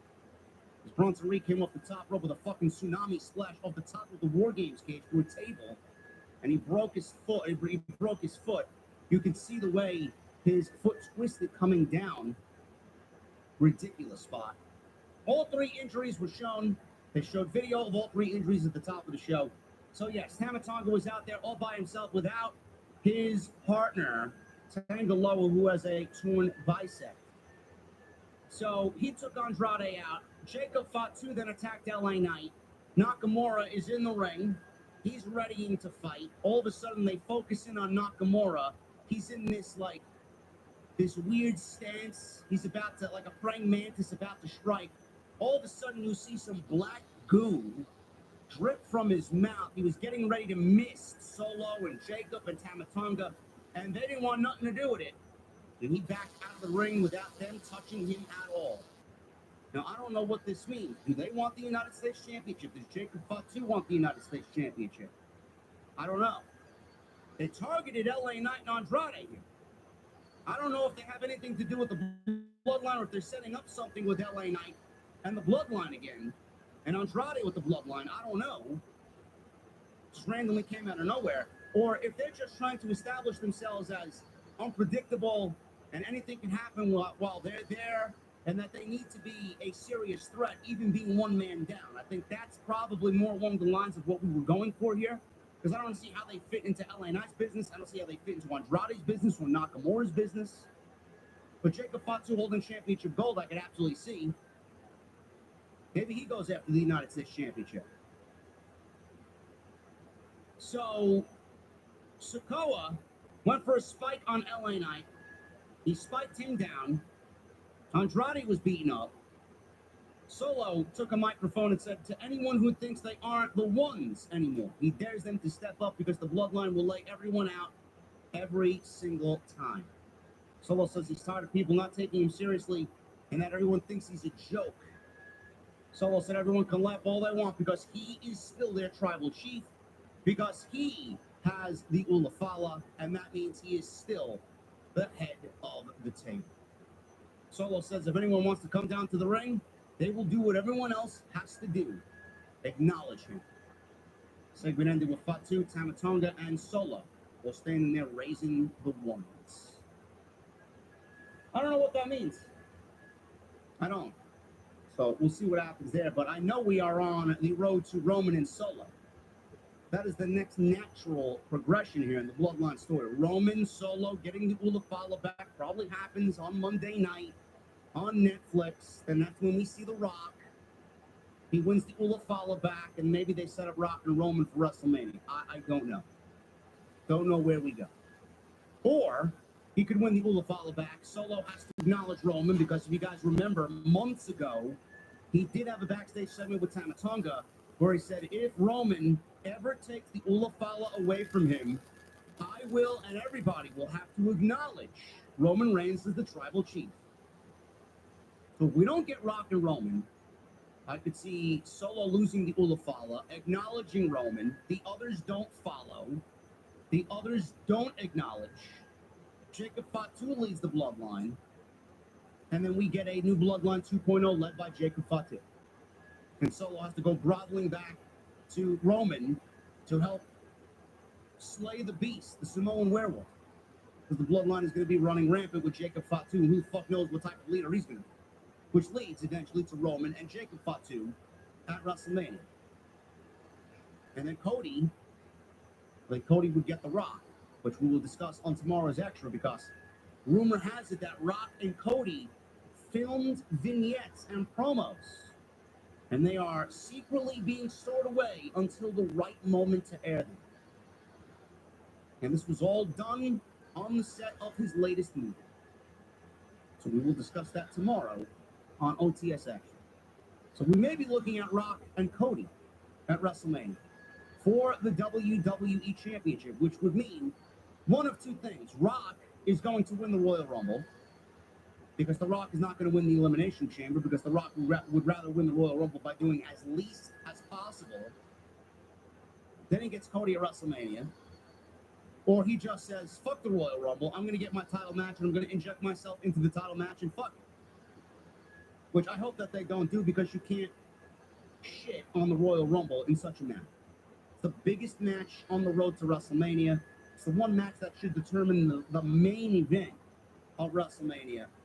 So hopefully they go about it in a different way, the right way this year, instead of just last minute planning because Dwayne wants to do this and plans are already in motion and plans are on the table and set in stone, and then Rock wants to come in and blow shit up. Which, I mean, I could see happening anyway. I'm not going to complain if that does happen, because that just means more videos and more content for us that people want to digest. But let's go about the Royal Rumble this year in the right way, please. Tommaso Ciampa and Johnny Gargano, they were shown backstage, and Ciampa was still very angry with Johnny Gargano. Ciampa said he'd see Gargano out there. You haven't given me an answer. You better be giving me an answer tonight. You got us this title match against the Motor City Machine Guns. If you think that fixes our problems, it doesn't. Johnny thought he was doing good. Tommaso Ciampa says, don't you think I forgot? We're going to go out there and we're going to do our thing. If we don't, shit's going down. Kevin Owens. He cut a promo in his car. He's in his rental vehicle, sitting outside the building. Owens says it sucked to be told to be in Minneapolis for a Michael Cole interview. Owens says he's been showing up to SmackDown for weeks, and if Cole wanted to interview Owens, Cole would have to go out to the parking lot and find Owens in his car because Owens was not going to come inside the building. Okay. They had this all set up too. They had a nice sound stage with him in the back. They had some nice fancy lights and 2 comfy chairs and a table all ready to go for a nice interview, nice sit-down interview with Kevin Owens and Michael Cole. And Michael Cole wanted to do it, and he said, no. Kevin Owens said, no, you're coming out to my car. I'm not going to the building. They don't want me there. Fuck them. Kevin Owens is right. When will you guys realize Kevin Owens is right?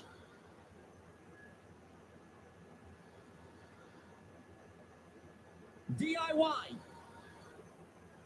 Tommaso Ciampa and Johnny Gargano against the Motor City Machine Guns. This was for the WWE Tag Team Championships. Alex Shelley and Chris Sabin are your tag team champions.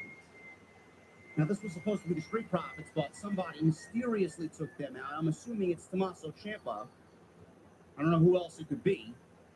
Those 3 teams have been the only 3 teams highlighted here with this tension between them over the tag team title. So I'm assuming it was Tommaso Ciampa, or it may have been Johnny Gargano for all we fucking know. I don't know. The way he acted at the end of the match, I won't be surprised if Johnny attacked him.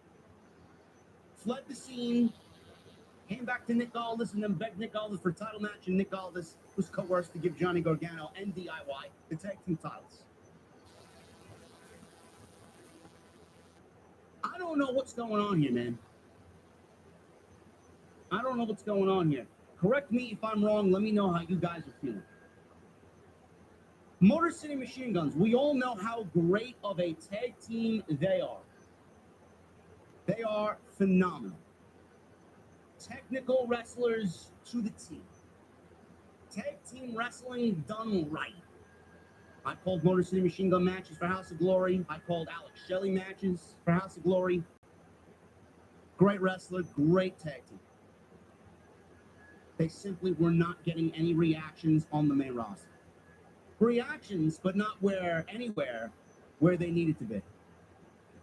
So WWE brought these guys to the main roster. And I'm going to say it again. I don't really know if this is true or not. I'm just going based off what I see. But WWE anticipated both Pentagon Jr. and Ray Phoenix coming to WWE. And they were not going to NXT. They were going right to the main roster. They would have gotten over so much more than Motor City Machine Guns just based on the level of charisma that Pentagon and Ray Phoenix have together as the Lucha Brothers. Motor City Machine Guns were supposed to go down to NXT, and they were going to be placed in that tag team division, which right now is fucking miserable. I can tell you one single fucking team outside of Fraxium and the D'Angelo family on NXT television. I don't even know what their tag team division looks like. It's awful. NXT used to have the greatest tag team division in wrestling. Now, times have changed, man. But I do believe that is the case. Motor City Machine Guns got called up to the main roster. They made a decision on them to put them on SmackDown after they knew Tony was going to be a petty, spoiled bitch and keep Ray Phoenix iced, adding injury time to his AEW contract. Now, Penta just became a free agent. He's free to go wherever he needs to go. He's going to WWE, no question about it. Is he the one who attacked Eddie Thorpe on NXT? I doubt it. Why would you put Penta on NXT? I don't really get that move.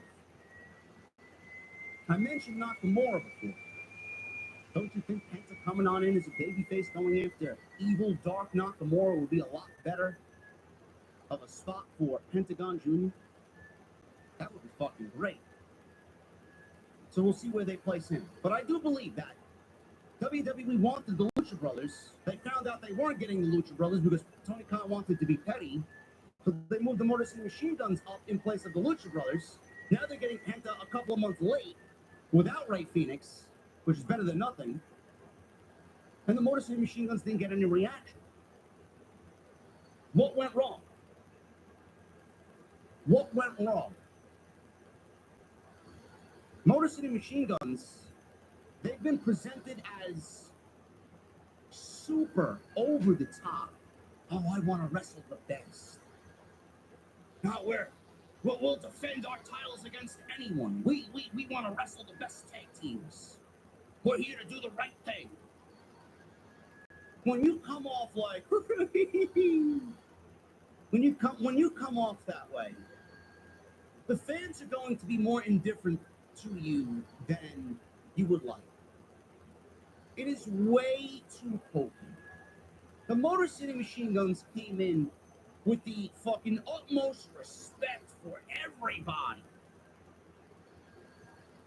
You can't be too manufactured. You can't be that polished and fake, man. You can't. They just came off sounding a little too cringy, a little bit too fake. You know, the way that they speak, the way that they deliver, their cadence, even when they talk about other teams, when they're backstage cutting a promo. I mean, it's like the 1980s all over again. That's not real life. They need to go out there in this type of WWE where you got Tommaso Ciampa running around wild, you got the Street Profits fucking taking no prisoners, attitude change with those guys. Now we want to wrestle the best. We want to wrestle the best, man. We want to wrestle the best tag teams in WWE. We love wrestling, man. We're so happy to be here. Give me a fucking break, man. Really? Can't do that, man. People are going to see right through that shit. You got to give them some balls, man. They're from Detroit. Give them some edge. I've seen Alex Shelley with some edge, man. Give me a fucking break with this hokey garbage, man. What is this? I'm not watching a fucking cartoon. They just lost the tag team titles. Let's give them some edge. They fucking got screwed out of the titles because DIY wanted to all of a sudden become bricks. Get down to their level, man. That's where they went wrong. Give people a reason to like them. That type of shit doesn't work in 2024. So when you wonder why they dropped the tag team championships so soon, that's why. They were not getting any reactions on WWE TV. WWE felt like they did not want to see it through any longer, and they opted to make a change. They opted to tell a story with Ciampa and Gargano to get them genuine heel heat. And whoever the babyface team is now going after DIY will probably be better off for it because Ciampa and Gargano are so fucking good at what they do. This may be the point in which they finally get over the hump that they were struggling with.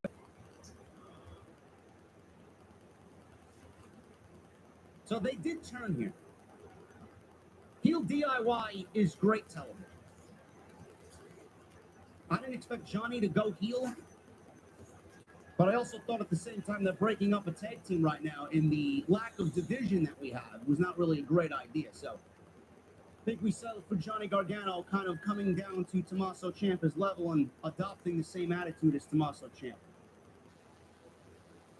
Ciampa jump-started the match and attacked Sabin. Sabin came right back with a pair of arm drags. Needed Ciampa's midsection. Shelley tagged in. Double team moves on Ciampa before Shelley worked the headlock. Ciampa worked out of it, tagged in Gargano. He worked over Shelley's arm. Ciampa tagged himself back in, chopped Shelley repeatedly. Ciampa yelled at Gargano to pay attention. Gargano looks at these guys as friends. He didn't want to do too much to them. He respected them. Shelley elbowed Ciampa and Sabin tagged in to take Ciampa out to the outside. Show comes back from a commercial break and Ciampa had the upper hand on Shelley. He worked a headlock. Shelley worked out of it, shin buster. Ciampa went to give Shelley a big boot. Shelley moved and Ciampa kicked Gargano off the apron accidentally. He started yelling at Johnny Gargano, yelling at him, "What are you doing?" The fuck you mean, what is he doing, man? You fucked up. What the fuck is he doing? What are you doing? He was only standing where he needed to, holding the tag rope. So it's yelling at his partner for doing basically what he was supposed to do. So Ciampa yelled at Gargano, calling him stupid. "What are you doing? You're stupid." Ciampa went for a fairy tale ending, which is his finish. Shelley countered it, got a hot tag from Sabin. He went crazy, cleaned house. Big crossbody off the top on Ciampa. Goes for recovery, gets a 2 count. Shelley tagged in. Motor City Machine Guns continue to work over Tommaso Ciampa. Shelley went for a pin after they planted Ciampa and got a 2 count. Gargano was still down at ringside. Stupid Johnny Gargano. Ciampa got in some strikes on Sabin and Shelley and ultimately landed a twisting neck breaker for a 2 count. Gargano jumps back up to the apron. Ciampa threw Shelley to the outside. Tagged Johnny Gargano back in. Johnny Gargano rolled Shelley back into the ring and Ciampa confronted Gargano for doing that. He took too long to throw Shelley back into the ring. He asks, "What is that about? The fuck you doing?" His lackadaisical demeanor. Ciampa was getting on him for being slow. He didn't want to do the dirty shit to his friends, Shelley and Sabin. So Ciampa starts yelling at him. "What the fuck you doing? You're gonna fuck things up. You fuck this up, we're done. We're finished. We're over." He starts yelling. All of a sudden, he's back in the ring. They shove each other. Gargano and Ciampa are shoving each other. Gargano told Ciampa to leave. He shoves Ciampa down. "Leave. Get out of the ring. I'll do this myself," he says. Ciampa gets out of the ring. He grabs a steel chair. Ciampa then distracts the referee. Now Gargano, with the referee's back turned, he was not in a good way. Motor City Machine Guns had him in the finish, Skull and Bones, their tag team finish. So they set up for their finish. Ciampa distracted the referee with the steel chair. All of a sudden, Johnny Gargano gets out of the finish. Low blows Sabin. Gargano then super kicks Shelley. Ciampa starts smiling. He gets back on the apron. He puts his hand out. Gargano backs into Ciampa, turns around, starts smiling, tags Ciampa back in. They meet them in the middle on Sabin. 1, 2, 3, and DIY win the tag team titles. Your new WWE Tag Team Champions, Johnny Gargano and Tommaso Ciampa. I thought this was very well done. I thought this was great. I'm much more on the side of DIY than I am Motor City Machine Guns. Love both tag teams, love all 4 guys, but something needed to happen here. They're telling a very good story between Johnny Gargano and Tommaso Ciampa because it works, and it works because they're best friends. We've seen this time and time and time again. We've seen Tommaso Ciampa as a heel. We know how great a heel he is. On NXT Black, he was the leader of Black and Gold. So was Johnny Gargano. Johnny Gargano went from a Bryan Danielson-like babyface, played it great, to a heel, played that great. Now they're both heels, and they're going to be great. They're going to be great at what they do. I don't know how long they're going to hold the titles for. I don't know where this is eventually leading to. Are they going to hold the titles for a longer period than the last run that they had? Is this leading to a split? I don't know. But I thought this was very well done. Now, they gave Motor City Machine Guns the WWE. They gave Motor City Machine Guns the Tag Team Championships because they needed to get the belts off the Bloodline, because them on the Bloodline were doing the division no good, and the Bloodline didn't need that to tell their stories going into War Games. So they put them on the Motor City Machine Guns, which makes me wonder, would the Motor City Machine Guns ever be the Tag Team Champions if it was not for the Bloodline holding those titles hostage? They felt like Motor City Machine Guns should have been the titles to make a big impact and a big difference and get them over, but they never kind of worked out the way that they envisioned. And it's sad because they're such a great tag team. And I wonder if they'll ever see Tag Team Championship gold again on the main roster after this failed run for the last month and a half. It's like, does WWE go back to them? I don't think so. I think we're moving on with DIY. I think the Street Profits eventually get those championships at some point in 2025. Don't know who else is coming on in. Maybe they call somebody up from NXT. I'd love to see Axiom and Nathan Frazier on the main roster. That'd be great. How do we rebuild this tag team division?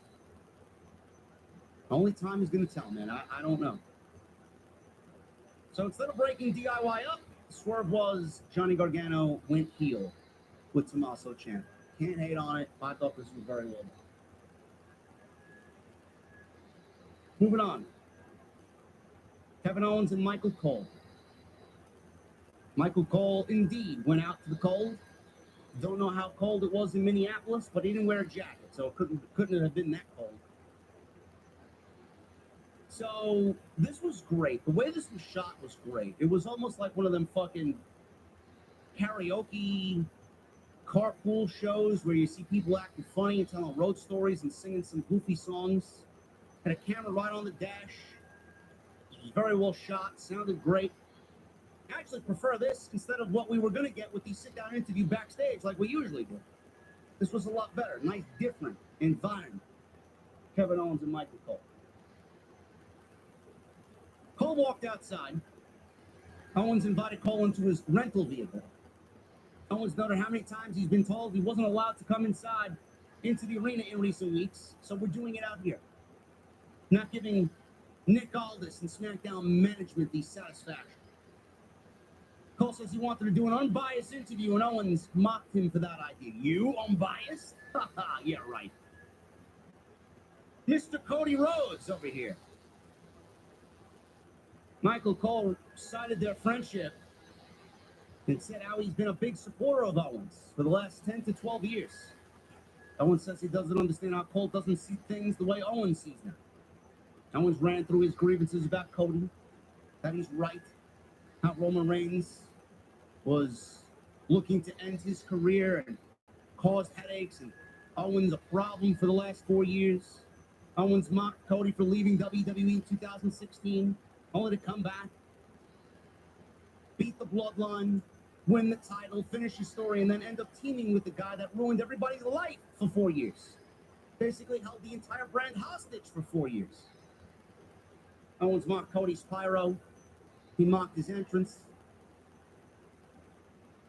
Cole said everyone thought it was good to help